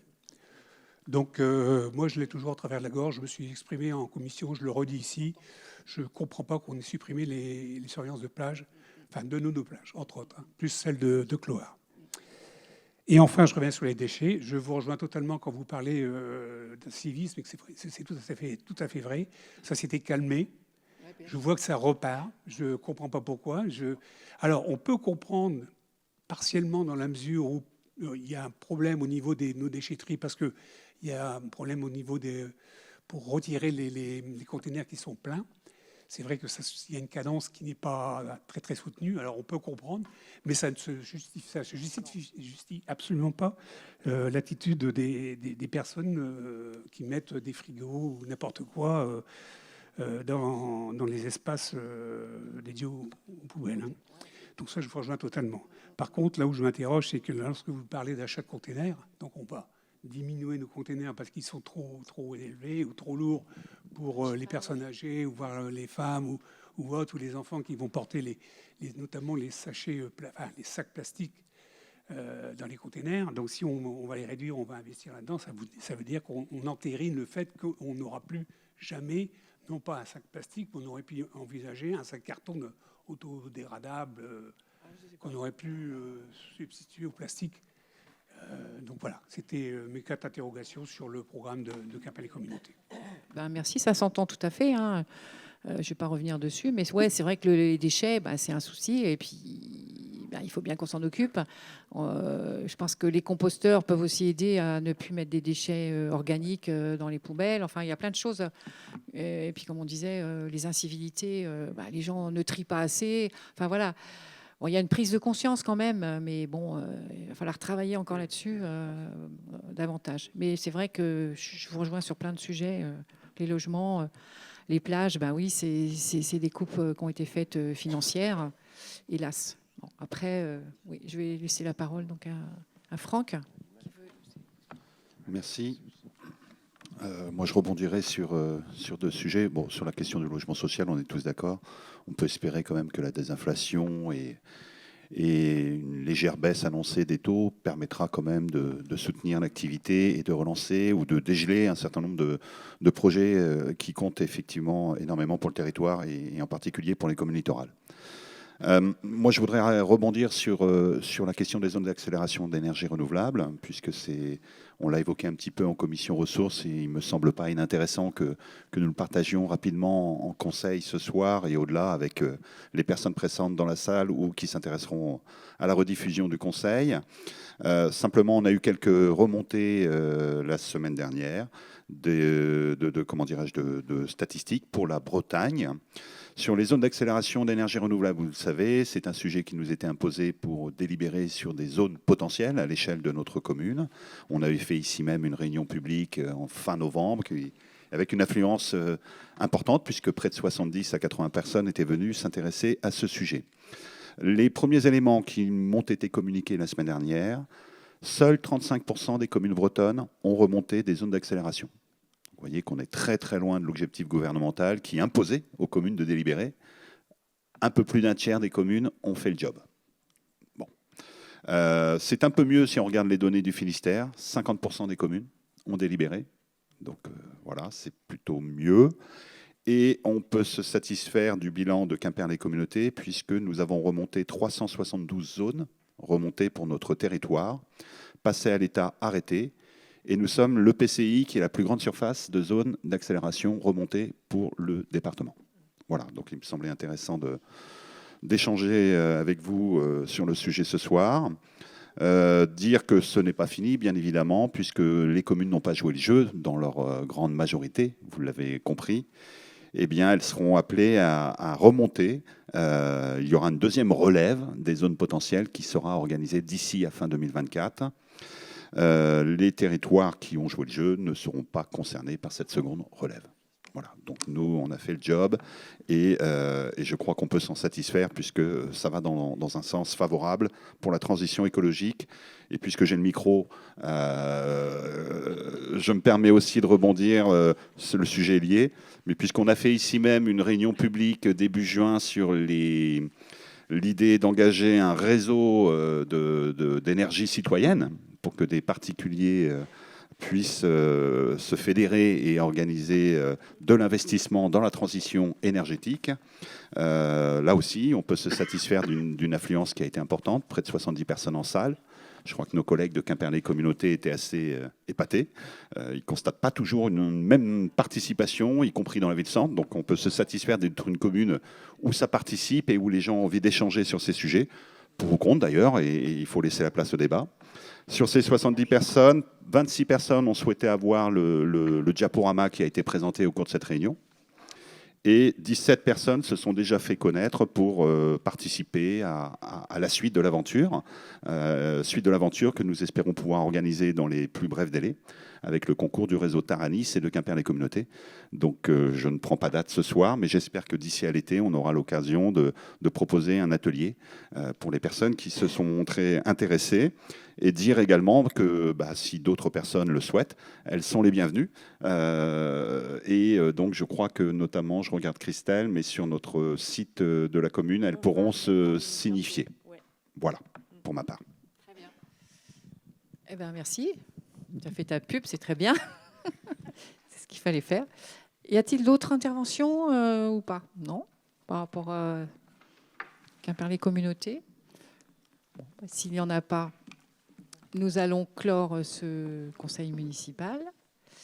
Et donc, on va arrêter de filmer et on va passer au quart d'heure citoyen.